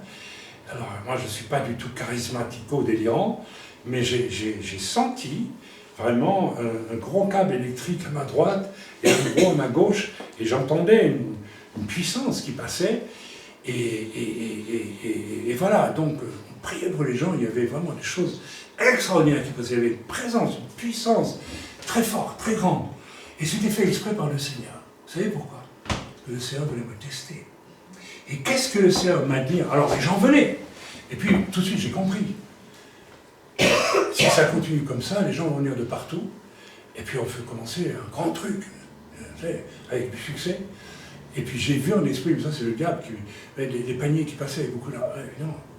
Et là on pouvait légitimement construire une œuvre avec des ambitions. On fait un truc en Afrique, on fait ça, on achète, voilà, et il y en a qui achètent des jets même comme ça. Ben oui, qu'est-ce que vous voulez? Pour le Seigneur, c'est pour le Seigneur. Ah ben oui. Quand on est dans si on rentre dans cet enchaînement-là, c'est pour le Seigneur qu'on achète un jet. En réalité, c'est pas pour le Seigneur. Qu'est-ce qui est en train de vous séduire là? Dites-le tout. Le diable. C'est le diable. Absolument. Alors le Seigneur me parle, plein milieu de ce truc, et il me dit, qu'est-ce que tu vas faire? Il m'a rien dit d'autre, le Seigneur. Mais j'ai compris tout de suite. J'ai ressenti l'Esprit me dire, les dons que Dieu t'a donnés, dons de guérison, dons de miracle, quand tu prêches, il y avait une onction très forte. Tous les dons spirituels que tu as, ce sont des dons. Dieu t'a donné les dons. Il ne te les reprendra pas. Mais l'Esprit m'a dit, tu peux utiliser les dons pour deux choses. Pour la gloire de Dieu, ou pour toi, pour ta gloire à toi. Ta gloire à toi. Ce jour-là, j'étais confronté au diable, qui m'a dit, si tu t'inclines devant moi, je te donne la gloire. Mes amis, j'ai compris, merci Seigneur, merci au Saint-Esprit. J'ai dit, stop, je ne veux pas de ça. Alors ça m'a dit, youpi, j'ai senti la joie du Seigneur. Il y a 4 petites vieilles, dans une petite ville de Provence, un village, qui t'ont écrit il y a déjà 6 mois, elles aimeraient tellement te voir. Vas-y, laisse ça ici, et vas-y. Donc j'ai laissé tout ce succès, qui démarrait très fort. Vous savez, les gens, ils viennent quand il y a l'onction, il y a tout ce que vous voulez. Il y a des miracles, il y a des guérisons, même des conversions. Et vous savez, je me suis rappelé d'un autre épisode, l'évangéliste Philippe. Vous vous rappelez de Philippe? Un réveil en Samarie. Il aurait pu commencer une œuvre, Philippe, Jewish Charismatic Evangelist Ministries in Israel, and voilà, successful ministry. Premier vendeur de ces livres en Israël. Alors, qu'est-ce que Dieu lui dit? Figez le camp, on va sur la route de Gaza. Allez, obéis-moi. Crac, il y a juste un bonhomme qui parle au Seigneur. Mais quel bonhomme! Grâce à lui, l'évangile va rentrer en Éthiopie. Vous voyez, c'est tellement important. Si vous voulez servir le Seigneur, il faut passer ce test de l'orgueil, de la convoitise dans le ministère aussi, et vous devrez le passer. Le refus de la gloire, c'est aller aussi aux choses apparemment les moins brillantes, et voilà. Parce que, voilà, je pourrais donner d'autres exemples, mais je ne vais pas le faire. Tout au long de mon ministère, en fait, je me suis rendu compte que Dieu m'a envoyé vers des régions arides, des lieux où ce n'était pas nécessairement là où personne ne voulait aller. Je me rappelle quand j'allais en Afrique, j'étais 20 ans, j'ai fait tous les ans l'Afrique, dans des pays différents. Toujours on voulait m'emmener dans la grande église, dans la capitale, pour prêcher devant 2000 personnes. On a amené un serviteur de Dieu formidable, c'est ce qu'il disait. Hein. Alors, c'était le spectacle. Je dis, vous arrêtez avec ça, emmenez-moi au fond de la brousse, là où personne n'a encore été. C'est là qu'il faut aller. Alors, j'étais heureux d'y aller. Mais vous savez, il y a tout un church système qui fonctionne sur le spectacle. Quelle est la motivation de beaucoup de gens qui viennent écouter certains serviteurs de Dieu? Je ne critique personne ni rien ici. Mais il faut décaper l'Église de tout son succès d'apparence, mes amis, parce que ce n'est pas l'œuvre du Seigneur. Ce n'est pas l'œuvre du Seigneur. Ok. La Bible dit ici, à Jésus, à Yeshua, si tu m'adores, je te donnerai tout le royaume. À partir, quand le Saint-Esprit m'a parlé ici en Suisse, il y a presque 30 ans, si dans mon cœur j'avais dit, oh putain, j'en profite, hein, je me serais incliné devant Satan. Oui, personne ne l'aurait su. Mais dans mon cœur, j'aurais dit, que Dieu me pardonne de parler ainsi, tant pis pour toi, Dieu. Je veux continuer. J'ai les dons, j'ai l'onction, je me sers. Alors, attention, mes amis, parce que ce test-là, vous y passerez. Et vous devrez choisir. Alors, personne ne saura que vous choisissez Satan. Mais peut-être vous allez choisir le diable. En faites attention, je suis sérieux avec ce que je vous raconte. Hein. C'est pas n'importe quoi. Hein. Ah, le Seigneur nous a montré le chemin. On continue et on finit. Voilà, alors si on va au verset 9, on va voir, n'est-ce pas, que la puissance de Dieu se répand, mais c'est quand Dieu le veut, et comme Dieu le veut, et pas comme les hommes le veulent. Le diable le conduisit encore à Jérusalem, le plaça sur le haut du temple et lui dit, si tu es le Fils de Dieu, vous voyez, de nouveau, essayez de susciter l'orgueil de Yeshua. Jette-toi d'ici en bas, car il est écrit, il donnera des ordres à ses anges à ton sujet, afin qu'ils te gardent. Et ils te porteront sur les mains. Ah, il dit la vérité en plus, le diable. Là, c'est l'ultime test. De peur que ton pied ne heurte contre une pierre, Jésus lui répondit, Yeshua lui répondit, il est dit, tu ne tenteras point le Seigneur ton Dieu. Alors là, c'est du même ordre que ce que je viens de vous dire. La puissance de Dieu, alors écoutez bien ce que je veux dire, même à travers les dons spirituels, il faut laisser Dieu l'agir et la faire fonctionner, et pas vouloir absolument la faire fonctionner.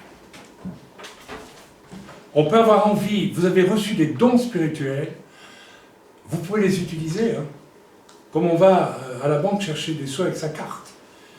Oui. Mais le fin du fin, c'est lorsque je n'utilise l'autorité du Seigneur que lorsque le Seigneur vraiment le demande. Et ça fait une différence entre les deux. Vous avez aujourd'hui une course au surnaturel dans l'Église qui est malsaine. Et oui, c'est un grand défenseur des dons spirituels et du Saint-Esprit dans l'Église qui dit ça. Et je le dis parce qu'il y a une course au succès, une course au spectacle, une course à... Et ça a fini par déboucher sur du faux, n'est-ce pas, de fausses manifestations. Donc, voilà, donc, lisons encore jusqu'au verset 13 ce qu'il est écrit. Voilà, je l'ai dit.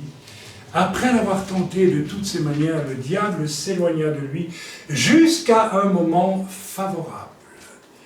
Donc, si tu es appelé au service du Seigneur, tu vas passer tous ces tests, hein, le désert, les bêtes féroces autour de toi, tu vas apprendre à combattre, tu vas découvrir le travail des anges en ta faveur, tu vas les voir même quelquefois, sur mon avis, et ensuite tu échapperas, n'est-ce pas, à ces tentations très fortes, hein, qui viennent d'être décrites, et finalement le diable s'éloignera de toi. S'éloignera de toi jusqu'au moment favorable. Ça veut dire qu'il te garde quand même à l'œil, et il viendra encore t'attaquer. Alors si tu veux être un serviteur de Dieu, voilà, lisons au verset 14 maintenant. C'est très intéressant de lire ce qu'il dit au verset 14. Yeshua, revêtu de la puissance de l'Esprit, retournant en Galilée, etc., et sa renommée se répandit dans tout le pays d'alentour.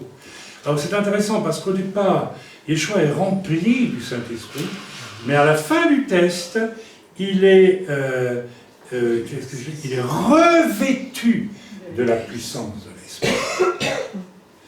Mes amis, quand je suis arrivé dans cet hôtel et que cette femme m'a dit ce qu'elle m'a dit, en fait, malgré que je boitais, que j'étais fatigué, avec mon sac, j'étais revêtu de la puissance de l'Esprit. Si vous voulez voir des âmes venir à Christ, c'est quand vous êtes revêtus de la puissance. Vous n'avez même plus à parler. La puissance de l'Esprit, elle va convaincre, sans même que vous ayez à parler. Vous êtes revêtus.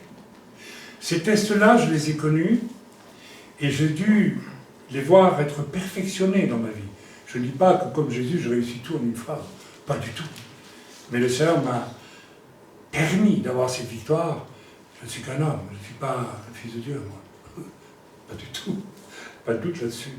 Donc, mais on peut être rempli du Saint-Esprit, il faut être revêtu de la puissance du Saint-Esprit. C'est une autre paire de manches, et on a tous compris qu'on peut être rempli du Saint-Esprit, il faut l'être pour pouvoir vivre les tests, mais il faut réussir les tests pour être revêtu, habillé de la puissance de l'Esprit. Verset 15, le fruit de ces tests réussis, c'est aussi, il enseignait dans les synagogues et il était glorifié par tous. Pourquoi? Pour sa sagesse. Amen. Celui qui réussit les tests recevra un don de sagesse très particulier. Il pourra... Alors, j'ai ressenti cette sagesse quand j'étais en face des gens, de gens qui ont vécu des vies abominables quelquefois ces derniers jours. Et puis, par un discours simple mais sage, empreint de sagesse, les gens étaient convertis. Au Togo, notre frère, comment il s'appelle, le diacre, nous a emmené prier pour son papa, le chef de tribu, et puis j'ai su tout de suite qu'il ne serait pas guéri et qu'il allait mourir. Alors, il fallait annoncer ça avec sagesse, et puis faire attention, il faut être sûr de soi aussi. Donc j'ai prié, ça m'a dit, non, tu dois l'annoncer. Et donc j'ai annoncé, Augustin, ton papa, le Seigneur va bientôt reprendre. J'ai reçu un mail hier comme quoi son papa est décédé. Donc, si vous voulez, voilà. Mais vous savez, j'aurais pu me tromper, vous vous rendez compte, hein? Si son papa continue à vivre, tous les jours, il penserait, mais il va mourir, il va mourir, il va mourir. Donc vous voyez, celui qui réussit les tests sera revêtu aussi de sagesse. Amen. Pas la sagesse des hommes, la sagesse qui vient d'en haut. Je n'ai pas peur de le dire, voilà, une sagesse surnaturelle. Le verset 18, disons, et puis nous en resterons là, hein, l'Esprit du Seigneur est sur moi, c'est Jésus, donc on lui remet la Torah dans une synagogue à Nazareth, et il lit, et ayant lu ce passage, il dit, donc c'est dans le prophète Ésaïe, on connaît tous le passage d'ailleurs, hein, eh bien l'Esprit du Seigneur est sur moi parce qu'il m'a oint pour annoncer de bonnes nouvelles aux pauvres et pour guérir ceux qui ont le cœur brisé. Mes amis, tout ce voyage que j'ai fait depuis la Lorraine jusque dans le sud de la France, c'était pour annoncer la bonne nouvelle et pour guérir le cœur de ceux qui avaient le cœur brisé. Et c'est exactement ce qui s'est passé. Vous savez, quand un jeune homme de 30 ans, n'est-ce pas, qui a vécu dans le monde, je ne veux pas donner de détails, vient au Seigneur et que 3 jours après, sa mère m'écrit en panique, une espèce de panique, mais j'ai très peur, je ne reconnais plus mon fils. On peut dire que le cœur brisé, il a été guéri, parce qu'il avait un problème sérieux. Je ne vais pas dire lequel. Donc, voilà, alors on termine quand même versets 26 à 29, et versets 26 à 29, et cependant, non, là je me suis trompé, je ne sais plus où je suis, excusez-moi.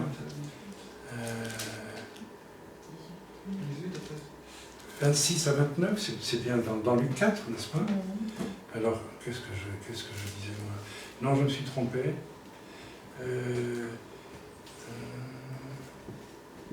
Ah mais si, oui. Voilà, on peut lire à partir du 28. Ils furent tous remplis de colère dans la synagogue lorsqu'ils entendirent ces choses, et s'étant levés, ils le chassèrent de la ville et le menèrent jusqu'au sommet de la montagne sur laquelle leur ville était bâtie, afin de le précipiter en bas, de le tuer, littéralement. Donc Jésus prêche dans la synagogue, et il va être rejeté. Donc vous devez être prêts aussi. si vous êtes vraiment appelé au salut du Seigneur, à être persécuté, à être rejeté au point qu'on veut vous tuer. Mes amis, je n'ai pas besoin de vous raconter, n'est-ce pas, la première prophétie importante que ma femme et moi nous avons reçue au tout début de notre ministère. Tu te rappelles, ma chérie, c'est en Allemagne, et on a reçu en direct du Seigneur, vous allez souffrir. Quelque temps après, je ne rentre pas dans tous les détails, mais quand même, c'est important de le dire pour que les gens sachent, eh bien, nous avions dans notre assemblée en Belgique, nous avions 2 femmes, l'une qui était formidable, avec qui on priait des réunions de 6-7 heures d'affilée, une femme qu'on a beaucoup aidée matériellement, énormément même, une femme avec qui nous avions une relation merveilleuse, et elle avait une parente qui vivait dans le péché, et lorsque nous l'avons interpellée, je fais court, hein, nous l'avons interpellée, sa propre fille nous a dit, elle m'a dit à moi, méfie-toi, ma mère a promis de te descendre, de te détruire. Et quelque temps après, c'est venu ce que vous connaissez, à savoir que c'est cette femme-là, qui m'a confessé un jour aussi dans une réunion avoir eu envie de me gifler, vous savez pourquoi? Elle avait de la haine pour les hommes, une espèce de haine terrifiante, à cause de son mari et de toutes sortes de choses, et aussi du fait qu'on avait amené son père au Seigneur. Son père était un grand païen et un adorateur de Marie, on l'avait amené à rejeter toutes ces idoles et à se convertir. Donc on avait mené un combat spirituel très intense, et c'est par sa fille que la vengeance est venue. Donc cette fille a excité la sœur qui nous avait fait ce fameux don, hein, et qui a excité aussi des amis en Suisse qui nous avaient fait un don à l'époque pour acheter le refuge. Eh bien, cette personne les a excités, n'est-ce pas, pour qu'ils, par je ne sais quel moyen, pour qu'ils se retournent contre nous. Donc, c'est ce qui est arrivé. La personne avec qui nous étions en si bon terme dans l'église s'est retournée contre nous, est retournée dans le monde, a commencé à vivre en concubinage avec un païen, et a commencé à m'accuser devant une commission anti-secte, dans l'espoir de récupérer son don. C'est une flopée de mensonges, et c'est dur à vivre. Hein. J'aime autant vous dire que quand on vit ça... Okay. Alors à l'époque, comme Internet n'existait pas trop, je dis, oh bon, tant pis, on laisse comme ça, je lui pardonne et tout.